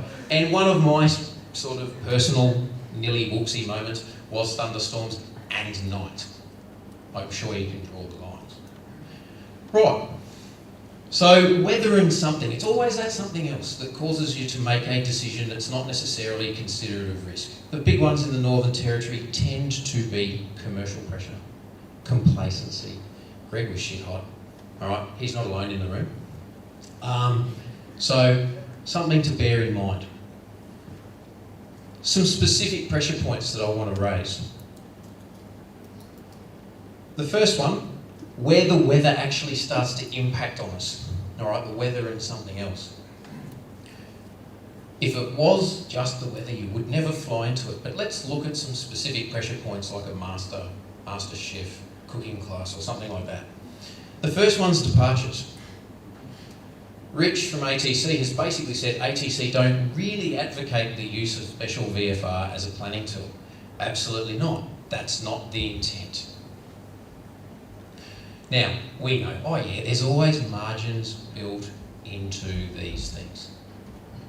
All right, what is the visibility minimum for special VFR for an aeroplane? 1600. 1,600 metres. Really? And you're planning to do that? So, special VFR is not a tool to get out of the control zone, anything else like that. You're deliberately making a decision to erode a margin that's placed there for your safety. Does that sound like something a reasonable person would do? Okay, there's a term that goes with that. It punches around the lines of negligence. So departures are definitely something to think about. Along the way, avoiding weather. Usually the thing with avoiding weather is that it means more track miles. More track miles means more fuel and more time. Two things we don't really like to chew out. And what if you didn't take enough fuel? Now, some companies will have a policy on this, and that is that during the wet season they will enforce or mandate that an amount of contingency fuel is carried, regardless of the flight. That's a management strategy put in place to help mitigate the challenges that come with avoiding weather. But you can also apply a personal minimum on that. If you're looking at a fuel plan and you're seeing zero margin or a very small positive margin in the wet season, I would probably put it to you that you can do better. Avoiding weather, for those who haven't had any experience avoiding it, to go around a thunderstorm, you might need an extra 40 track miles. In a 210, how long does that take to fly? Anyone who's current on the time? 15 minutes, thereabouts? Yep. Litre a minute, that's 15 litres of fuel. And then you get back to Darwin, and this guy says, hold at Lee Point. Sorry. Right, now arrivals. Okay, this is the fun one. Airports are in a location they don't move. Weather moves to airports. Weather hangs around airports. Darwin has a particular couple of weather patterns that do hang around this airport from time to time. You're running late in the day, you're running low on fuel, you're getting towards your margins, and you want to get home. And there's a thunderstorm near the airfield. Not on it because he can't see out of the tower and he can't tell you what's going on, and you know that's just pretty dumb. But it's just to the north of Lee Point. Is that going to pose a risk to the airport? Yeah, maybe. So these are the sorts of things you have to have a think about. The wind shear effects that Harry spoke about, these are all pressure points that factor into your flying. Mitigating that. Well, air traffic control at Darwin, just because they say make an approach, doesn't necessarily mean that that risk has been mitigated. Air traffic control can't provide that separation or guarantee for you. Out at Manningrida, or Lake Avella, or Ramingining, or all of those wonderful top-end destinations, it's up to you. You may have to hold, you may have to divert, you may have to do something else. Trevor's got a story about that in a bit. Things to think about. And these are the common profiles. These are the things we see time and time again that come up. So, lastly, I want to talk about a couple of things that you can do. All right. What do you reckon? I reckon the first thing, flying instructor, I'm always going to tell you to read your books and learn stuff. All right, each of you needs to look at ways of building that bag of experience I was talking about. And congratulations by attending here tonight, coming along and talking to people and listening for what you get out of it. You've had an experience. The bag of experience got slightly fuller. Well done. Talk to your friends, talk about your experiences as you go along. But read things. Visit the BOM website, have a look at the Knowledge Centre. Talk to the air traffic controllers at the tower party before they all get blotto. But develop your professional knowledge, because that's where you can then make decisions considerate of risk. When you make a good decision, generally you're drawing on two things: technical knowledge and experience. Now, if you don't have a high level of experience, you then have to try and draw from a high level of technical knowledge, so pursue it. Other things you can do. Contingency fuel. I've mentioned it. I would suggest in the wet season, half an hour. If you're coming back VFR late in the day to Darwin, we all know that there's thunderstorm activity across the wet season. You might like to carry about half an hour of margin. Something you need to analyse. Or drop short of Darwin, take on fuel to bring you home if payload's an issue. There's always a way. You just have to think about it, but there's always a way. Someone mentioned the Poor Man's Weather Radar. That's the Ozrunways BOM website. Rich has mentioned the 10-15 minute delay. Great tool for situational awareness. Not really definitive, but great tool for situational awareness. Now, modern day, aircraft are getting G1000 and all sorts of wonderful things. All right, I dread the moment that we see a fleet of diamonds in Darwin. I think I'll stab myself in the eyeball with a plastic spoon when I do. But these aeroplanes invariably are going to commonly come with weather radars. So that means wake up and smell the new millennium. If you've got an aircraft with a weather radar, I often hear this from pilots. They say, oh, my aircraft has a weather radar. That's great. Do you know how to use it? Do you know how to set the tilt? Do you know how to interpret the returns? Learn those things, because you can read a lot from that particular equipment. And the last thing, we've spoken about risk and hazard and bad outcomes. We've spoken a lot about how to avoid, and this is probably a good point to bear in mind. Dealing with threats, errors, hazards. It's about avoidance, recognition and avoidance, but it's also about mitigators should you find yourself in Greg's position, or should you find yourself with 178 seconds to sort your shit out. So, things that you should be doing and working at as pilots: practice your IF skills. Everyone's got a computer at home, everyone can get a flight simulator. Practice your IF skills. Even if you don't have an instrument rating, practice your IF skills. Alright? I can't stress enough that when you get into a situation, you'll wish you had those skills, you'll wish you'd done the practice. Practice, practice, practice. It's like going to the gym. Alright? So there is that.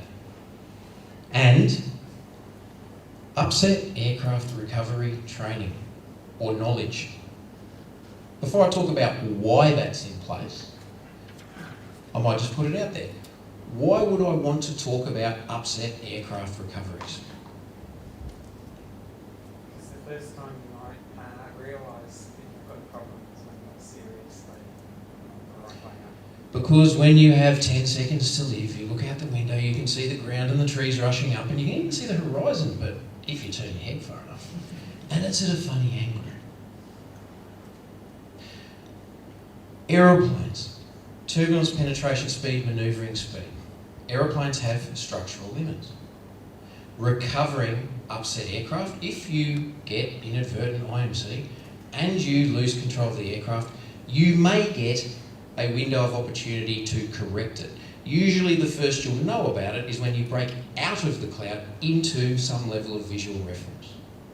We talk about nose high, nose low, unusual attitude recoveries. There's a range of things there, but the reason we talk about the specific techniques, on one side, it's to avoid stalling the aircraft. On the other side, it's to avoid tearing it apart in flight. Fun facts. Aircraft have G-loading limits, section 2 of the flight manual. How are those G-loading limits affected with flap extension? Know that. How's it affected with weight? How's it affected with a range of things? Invariably though, you're likely to end up in a high speed situation. So exceeding a manoeuvring speed and then trying pretty sporting recovery techniques in a limited period of time is something that you probably really need to have some technical knowledge in. More fun facts. G limits on aeroplanes are generally only considered in the pitching plane. Nose up, nose down. They're not really considered in the flight manual against what we call rolling limits, which is the application of pitching G whilst rolling the aeroplane. Wings, wing spars made of metal, they're really good at flexing. They're not really good at twisting. Typically speaking, the load factor limits in your flight manual have about a 2/3 limit for rolling G. A normal category aeroplane has a normal G limit of somewhere around about the 3 to 4 G mark. 2/3 of that knocks it down a little bit. There's specific numbers that elude me, but nevertheless, with rolling G applied, 2 to 3 G is very, very serious for that airframe, particularly at high speed. Remember, energy is all about the V squared bit. There's always V squared. So every knot has a real impact. So maybe a few of you thought, hang on, where did all that come from? Okay, that's my point. You don't know what you don't know until you go out and find it. Read widely, talk to people, seek mentoring, seek skills development, so that you can come back and share your experiences. And so that the rest of us don't have to sit here and analyse. And that the rest of us can learn from lessons that perhaps you don't have to pay for. Thanks. Our third SME that we're just going to hear from now is Trevor Woods from the Northern Territory Police Air Wing, flying the PC-12. As you can see there, Trevor learnt to fly back in the mid-80s over in WA and is currently a senior pilot training and checking with the Police Air Wing. He has 11 years experience doing aeromedical work with RFDS and Pearl. And I think this wet season will be his 20th wet season with about 13,000 hours. Please welcome Trevor Woods.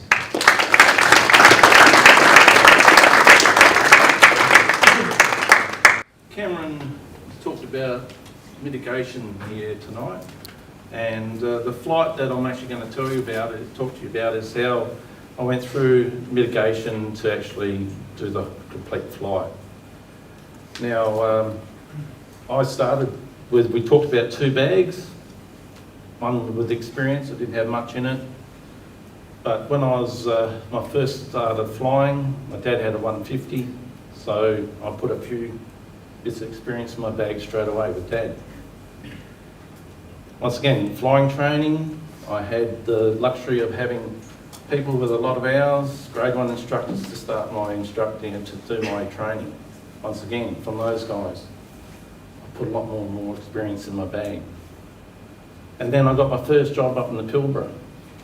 Sort of semi, I didn't count it in the wet season, but that was semi-wet season up there when I was up there. So a little bit in my bag again about wet seasons.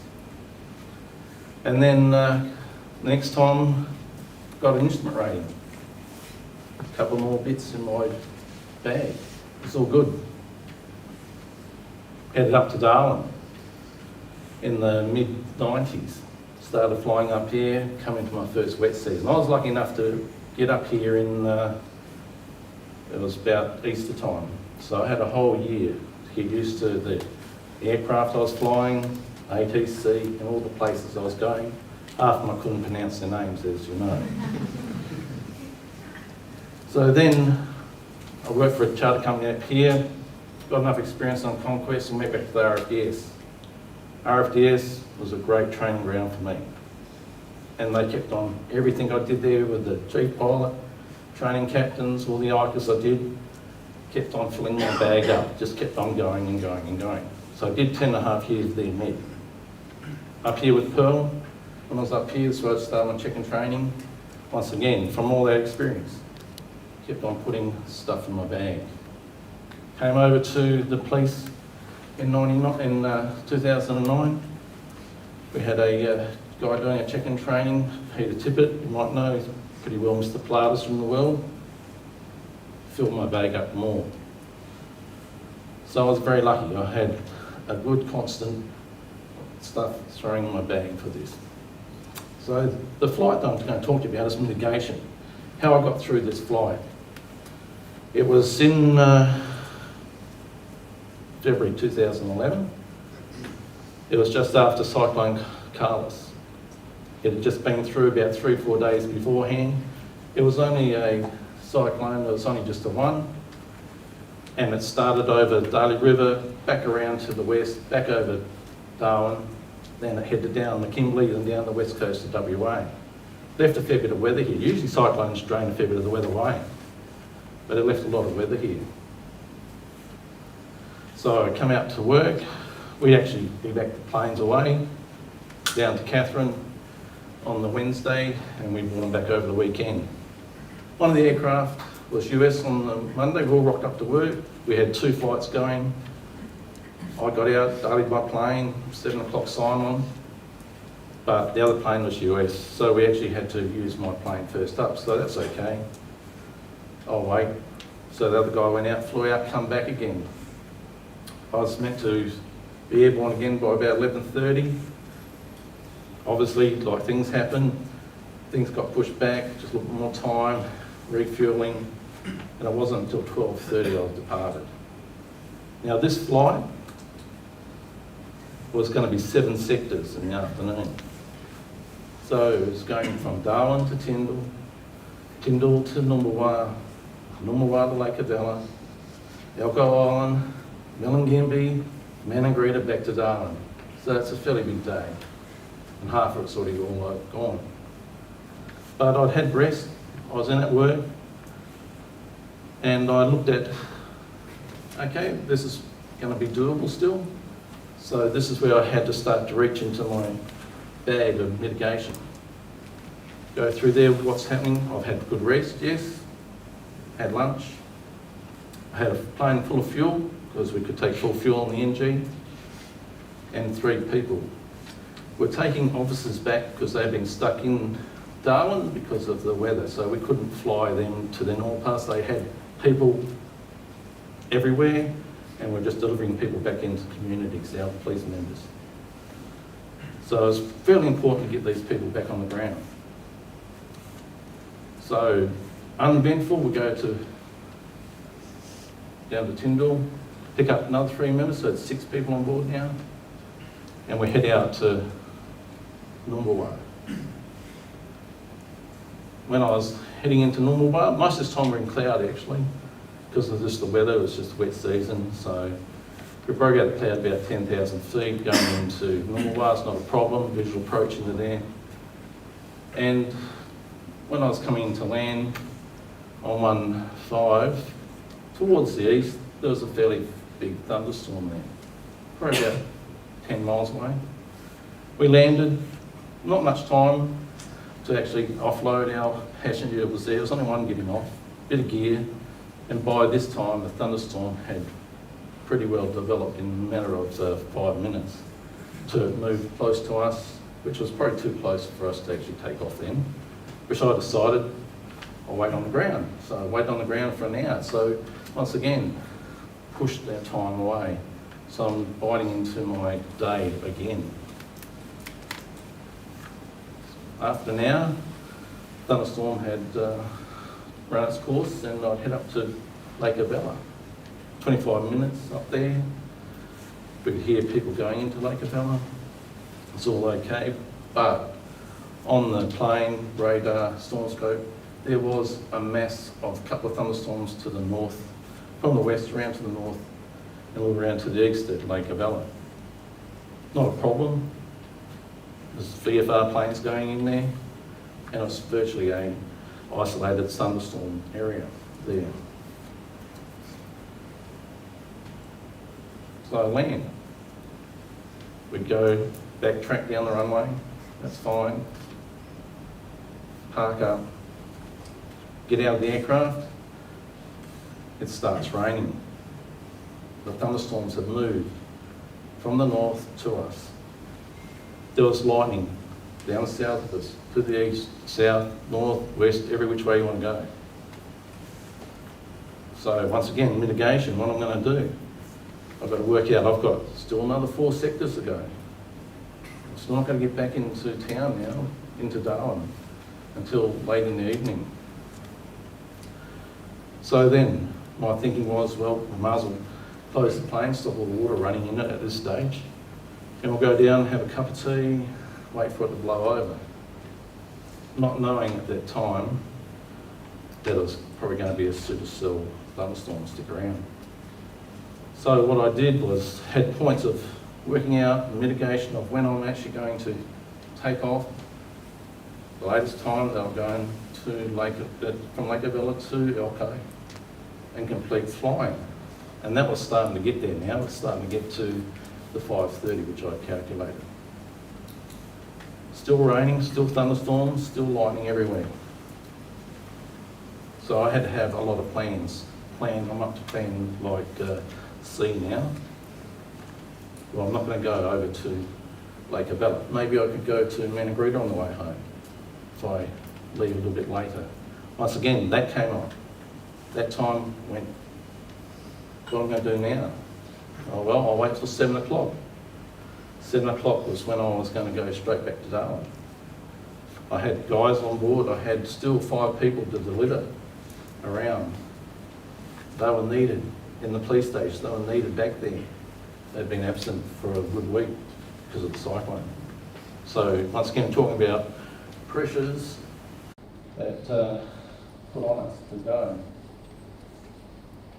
But there wasn't one there because it was come to 7 o'clock. I'm staying at Lake Abella.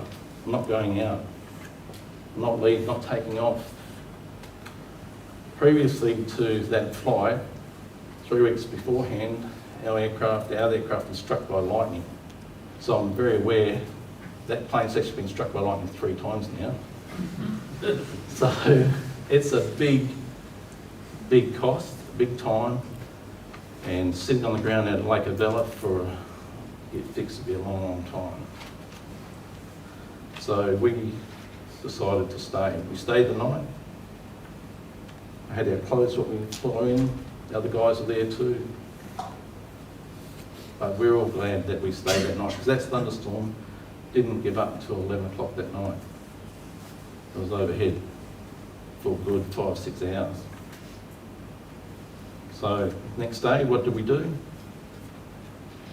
We've got new weather, and I'm continuing on my flight that I had planned from the day before. Everything was fine. I ended up getting back in at 12 o'clock the next day. So I looked at my mitigations, what I did. So I made that decision. Each time I had a decision, everything was going south all the time, so I pull it back, make a decision, go south, change my timings. I was lucky I had a lot of fuel, and I had people that were understanding that wasn't quite right to fly in that weather. So that's my story. Thank you so much, Trevor.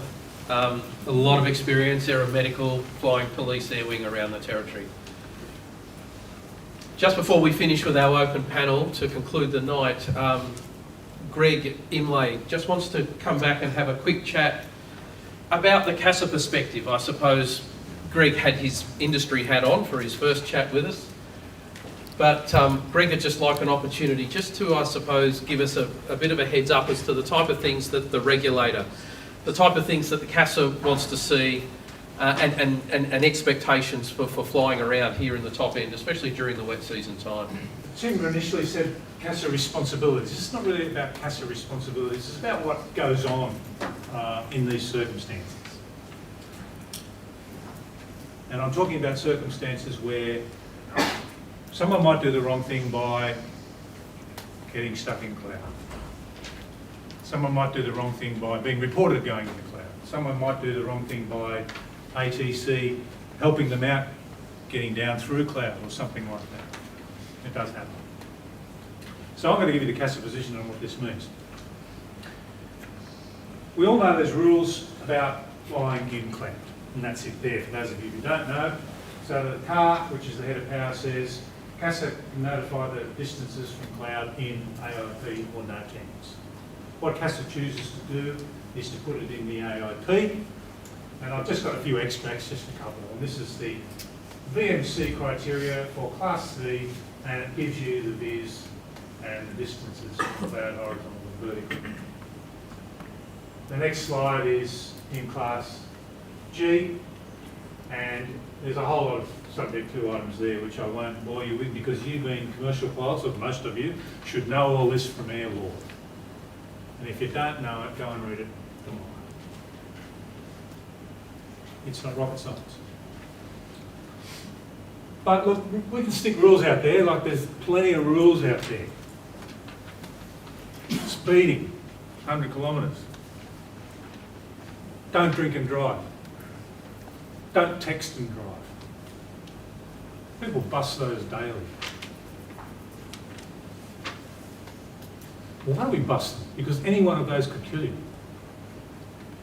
Texting while driving, driving while drunk or under the influence of drugs, or speeding at the wrong place, and flying in a cloud can all kill you. Yet, as humans, we continue to do that, which is bizarre. If we were aliens looking down, we'd say, that's pretty strange. Why do we do that? There's a whole lot of reasons why. I won't go into that now. You know, peer group pressure, I'll just have another drink. Oh, come on, have another drink before you go, you'll be right. Oh, look, the cloud's not that bad, I'll just keep going, I'll get through it in a minute. No problem. I've done it before. What CASA and the industry need to do is to work out why these things happen, and why we keep doing that sort of stuff, and establish some strategies, and that's what we're talking about. But let's move on to what happens if you do find yourself having to bust one of these rules.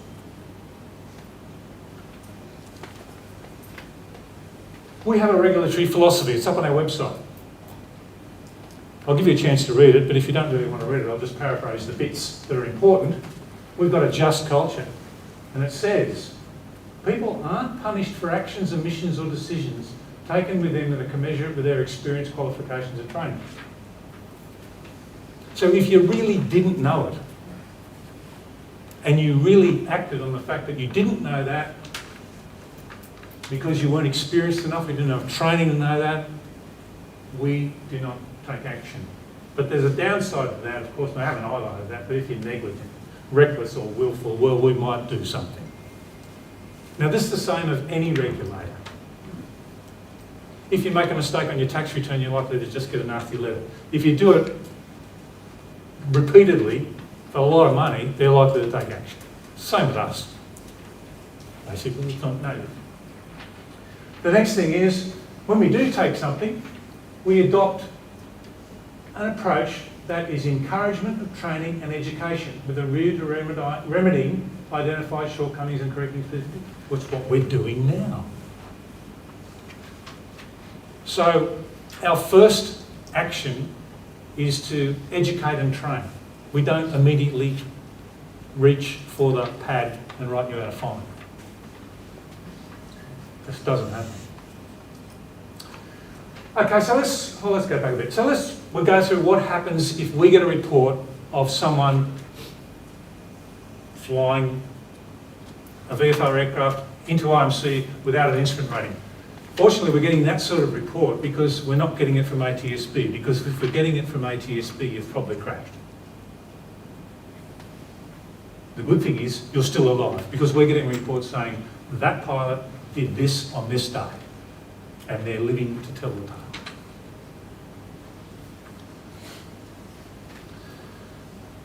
But you've broken the rule, so we've got to find out why. Now, in my 9 or so years with CASA, I've never heard of anyone, of CASA fining anyone, or giving them any licence sanction, or giving them any other grief, apart from talking to them, when such things have happened.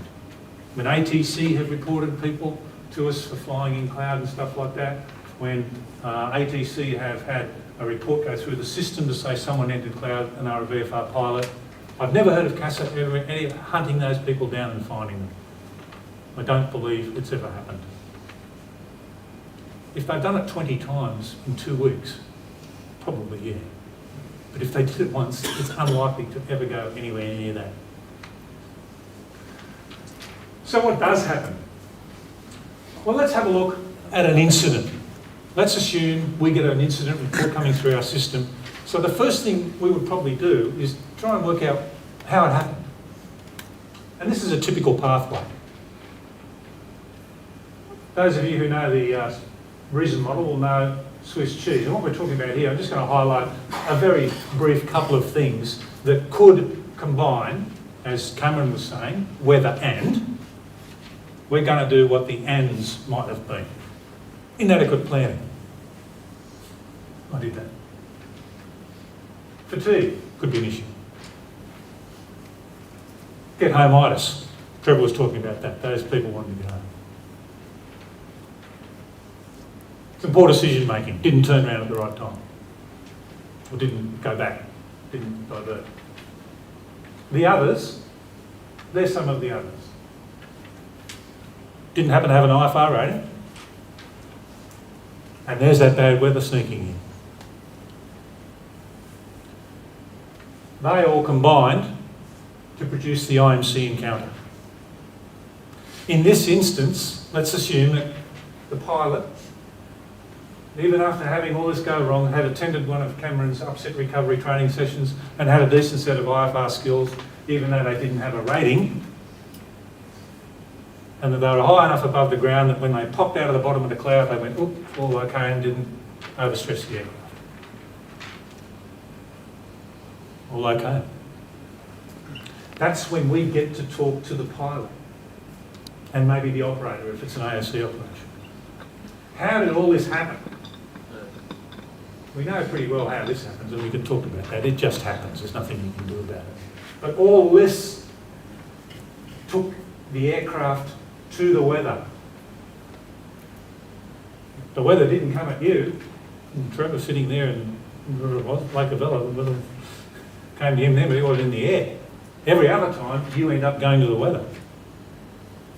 So what we need to discover is why that took place. So what we do is we get Ollie, tell us what happened. Tell us why, what reasons were there possibly for you to not have enough time to flight plan and maybe not reading the forecast. Were you fatigued? Were those people wanting to get home, or was that operation really commercially important that meant that you could toss a few things out the window? And when you were faced with the weather coming up in front of you, what were you thinking? What were your plans? Did you have a plan? Did you have a way out? Did you even think of turning back? Did you even think about not departing? We do this in a way to discover what this individual did or didn't do on that day. Because we could learn something from something they say that we could tell you. That person is unlikely to do that again, but that's just one individual. There's 117 in this room. This is one way we could get information that you may not have otherwise known and pass it on to you. Or put it in our handout. We'll do whatever we can, or make a video, or do something. So that's what we do. We look at all that stuff and we talk to the pilot about what could have been done better. If there's operator influences in there, like excessive commercial pressures, like not giving people enough time to flight plan, like a whole lot of things, we can take that up with the operator, but that's a different thing. As far as the pilot's concerned, none of that leads to a sanction.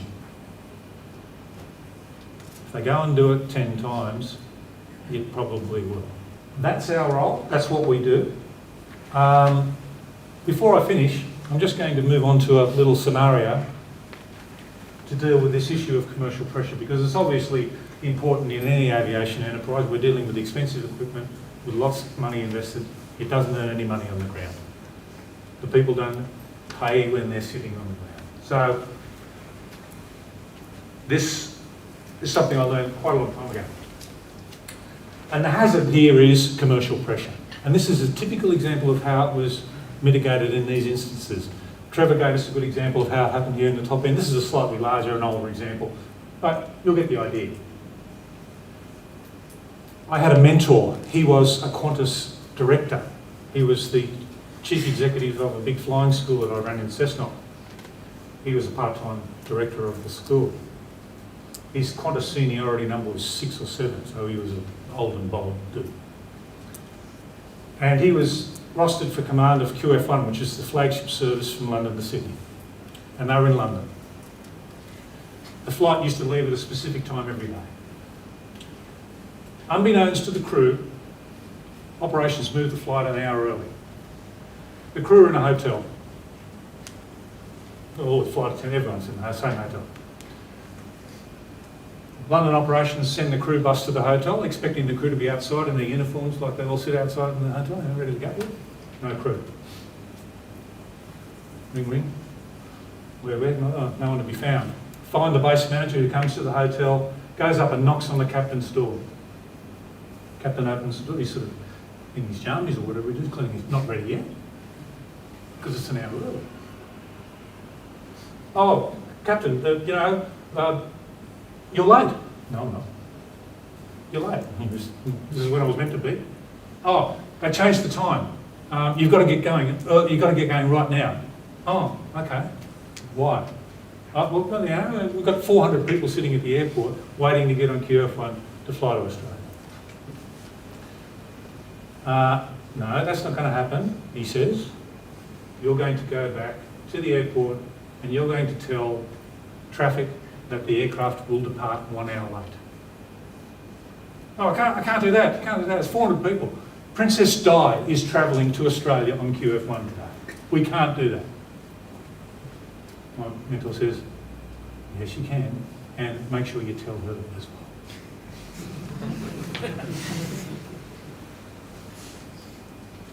Sounds simplistic, but you can imagine the chaos that would cause. As it was related to me, he said, there's absolutely no reason in the world why we should short-circuit the 1 hour preparation time we need after we drive it out of the airport, an hour preparation to get that aircraft, an analog 747 and all its bits and pieces, ready to go. So I had a few slides here. I've got to go and do flight planning. I've got to do checklists, and in Qantas 747 Classics there's millions of them. The people are standing in the terminal. So the pressure is enormous. But this person had the presence of mind and probably the experience to say, no, we're not doing that. We are not going early. I'm not going to short circuit. Now this may seem an example that's quite above what the level of aviation new people may be engaged in, but the principle is exactly the same. If someone is telling you you've got to depart in 15 minutes and you need half an hour or 45 minutes, you need to develop a strategy in your circumstance to deal with that. Because if you don't, that inadequate planning will be up there as one of those latent factors that we may have to talk to you about down here, or worse, it might be ATSB writing the report for your relatives because you didn't have the time to do the plan properly. Each of you is in a different working situation with a different company, with a different mindset, with a different commercial attitude. But you're in charge of when you turn the key or press the button. So it's up to you to do that bit, at least, properly. So find a way. We can help. Find a way. And it will block that Swiss cheese pathway in your circumstance. Okay? Thanks for listening. If there's anything you want to ask any of these guys, please put your hand up and away we go. We've got a question over here. I shouldn't need a microphone. That's okay. Question just relating to special VFR. Seen recently where the weather's been okay, a little bit of cloud on the deck. Getting clearance out of here, there are times I've asked for a special VFR just to get close to cloud. Would you prefer I do that, or would you prefer me just to get 5 mile off track or stop climb at 500 feet just to get past the weather? I'm just trying to work out what's easiest. I mean, I could care less either way, but... It's a bit contextual, so every situation's different. The decision is always going to be yours. You're going to have to decide what's going to be safest for you. Yep. If you come and offer us to deviate or special VFR, if you give us the option to give you, that's a bit of an odd one, but I'd expect you just to decide what's going to be safest. Well, I like special VFR because it keeps me on track, it keeps me on a constant climb. But after listening to what you said earlier about special VFR, just not quite sure. So I'll just go on from there. Cameron touched on the visibility minimum for special VFR. So special VFR, however, only applies inside Class C.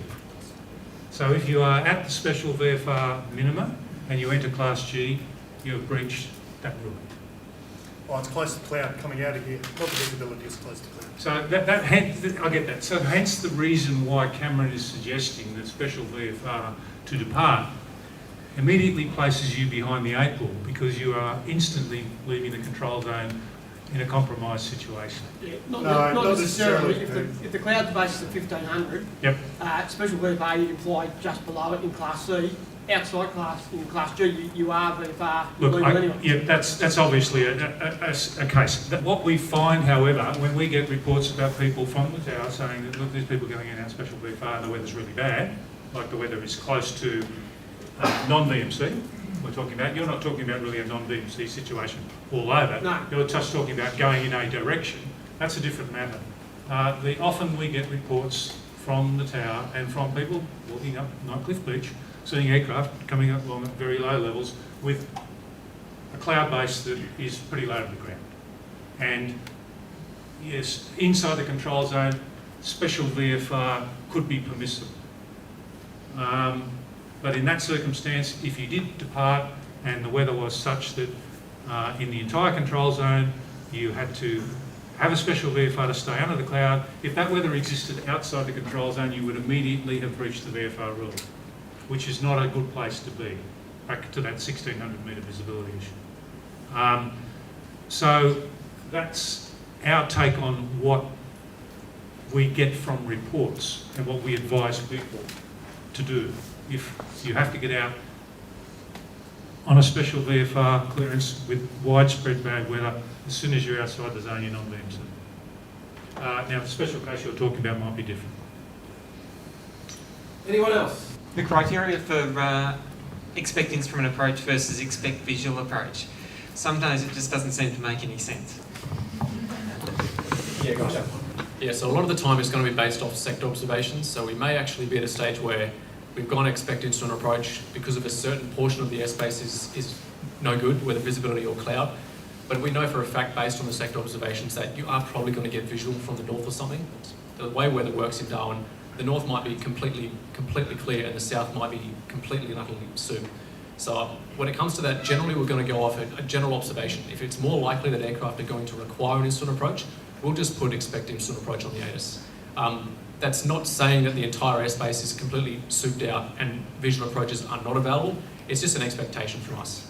So we'll make it a judgment, a general judgment, and that's all we really can do with the ATIS. The ATIS is just a very, very general piece of information. But yeah. And what height would you base that on? Generally the 3,000 feet, the MSA, or would you use the radar? Because some days you sort of you hear scattered at 2 and it's still visual approaches, and other days it'll be few at 3.5. Yeah, like if you're coming in from the north, we can even vector you all the way down to 1.7 or 1.8, depending on where you are. We're vectoring off what we call our RTCC overlaid onto the screen. So we don't necessarily have to use the MSA. We're looking at the screen, we're using an RTCC. So generally speaking, if it's few at 2 or scattered at 2, it may be completely confined to a certain part of the airspace.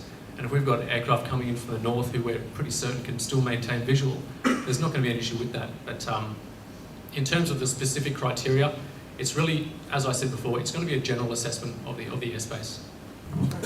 This is directed at Cameron. You mentioned before about weather radars and I guess learning how to use them properly. I've had a look myself online and in user guides and flight manuals and things to find some good information on weather radars, and I haven't really found anything too useful. Do you know anywhere where there's good resources of weather flying information like that? As with most things, the first place I would counsel you start is the manufacturer's guide. All right, it's going to be the first place I'd look, and that's probably going to give you direct instruction on how the functionality of the equipment works, so what all the buttons do and what the modes and the selections are. And to be honest with you, I think the best way to capture it is to read several different articles. You'll get little snippets of good stuff out of each. For example, if you Google search how to set the tilt on a radar, you'll get a story about altitude in thousands of feet, drop the thousands, tilt the radar down till you get ground return at that distance, tilt it up 7 to 8 degrees, good to go. You know, rough kind of settings. So you will definitely get that sort of information.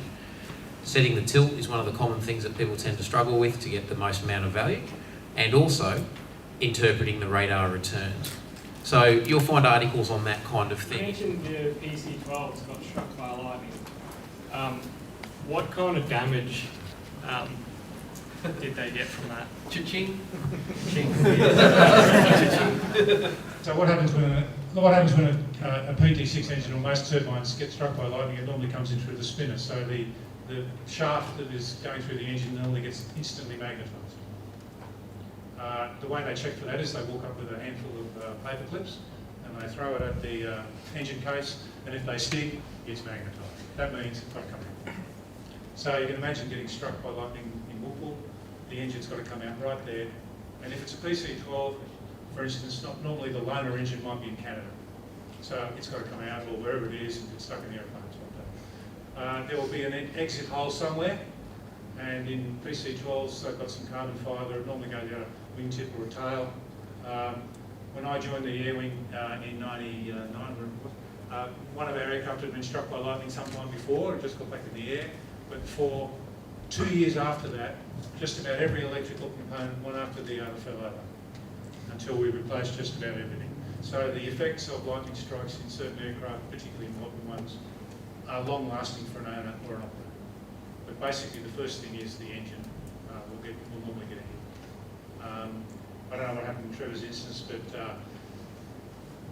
that's the story. But again, that class of aircraft is probably not specifically designed to be struck by lightning.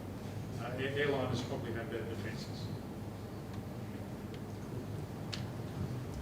Okay, so that was out at Manningrida area, I think, and the aircraft was actually on the ground there for quite a while. And I wasn't aware of the shipping, but they would have done the repair out there, put the spare motor engine in and flown it out. Second time it was actually probably, I think actually just before Cyclone Carlos actually. And looking back now, one of our pilots was flying back through, very clear of the weather, coming back through Jabiru area, going to Kara, Gator as we do, that star coming in, and it was struck by lightning then.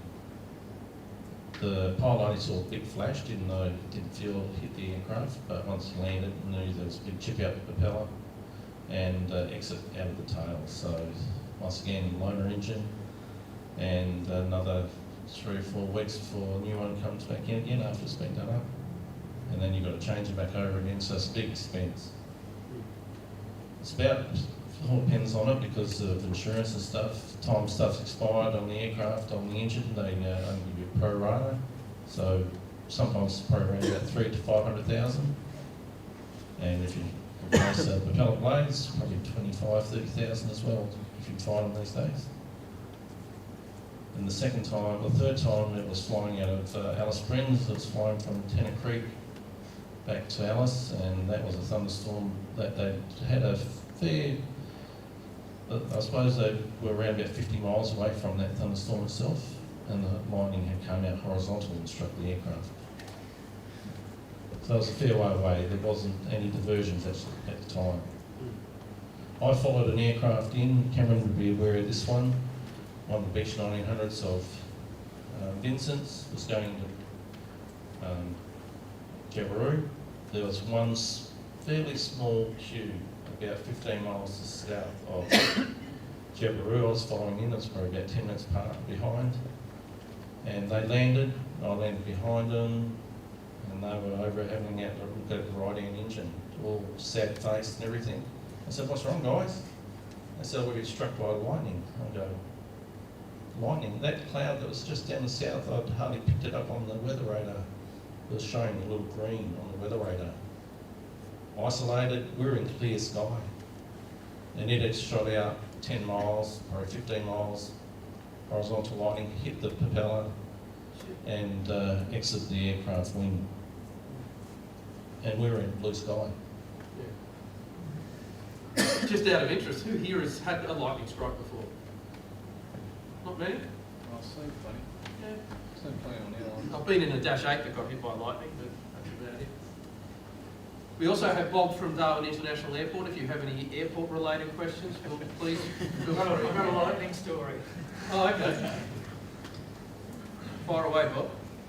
Thanks. Gerard asked earlier about that storm warning system that we have on airport, and it's there for good reason for the ground handlers, but during a thunderstorm one afternoon, ATC had asked Safety 1 for a water depth assessment on the runway. And they'd gone out and done that. It was one of our seasoned safety officers.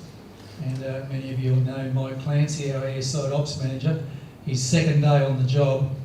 And we got a call from ground. We think Safety 1's been struck by lightning on taxiway Bravo 2. And so we were expecting the worst. I was a member of the rescue party. We went out to the vehicle. They were fine. They were dazed. The lightning had struck a taxiway light about 2 metres away from the vehicle, and it wasn't going anywhere. We had to tow it back. And it was a brand new diesel Land Cruiser. And so much energy went into the ground and around that vehicle, it fried everything under the under the dashboard and the panel was $20,000 to repair. So that's an indication of lightning power on the ground. Anything else for the airport while I'm here? To Rich, with Darwin being very lots of controlled airspace, restricted airspace around, you spoke about the request and require comment. If there's active restricted airspace and pilots require that or require to fly through that, does the term require allow pilots to fly into that airspace? And also, how do restricted airspaces get controlled from ATC? This is a really good one for us. It's actually so important to ATC. It's part of our core theory, what to do if an aircraft is forced to fly into restricted airspace. If you find yourself in a situation where you really only have two choices, to fly into the weather or to fly into restricted airspace, the diplomatic answer I'll give you is don't fly into the weather. At that stage, when you fly into that restricted airspace, when you're given no choice, we have a certain list of actions that we have to take. The first action is to cancel your control services. So we're making it very clear to you that you're not flying on an airways clearance when you enter that restricted airspace. The reason for that is because we may not own it. And we may not own it and we may not know what's going on in it. So we certainly can't have you operating under an airways clearance from us when we don't actually know what's inside the airspace. And from there, we have a checklist of actions. One of them will be to continue to provide you a flight information service. So we're not going to just stop talking to you, but we're going to be telling you that you're now proceeding at your own risk. We don't know what's in the airspace. It's not ours, or it may not be ours. You're proceeding at your own risk. I would suggest that the safety of, or the risk of flying through restricted airspace versus the risk of flying through an active cell is you can probably work out what is less hazardous immediately. But and from there, we continue an alerting service. So we'll actually go to an alert phase. We'll instruct you to squawk 7700 and go from there. So it's actually stipulated pretty clearly what we're to do. A big part of it is you're not under our clearance anymore, we have to stack that to you. It's very important that we can't tell you necessarily everything that's going on there because it may not be ours. Hey guys, look, thank you so much. I'd like you all to please give a round of applause to all of our SMEs.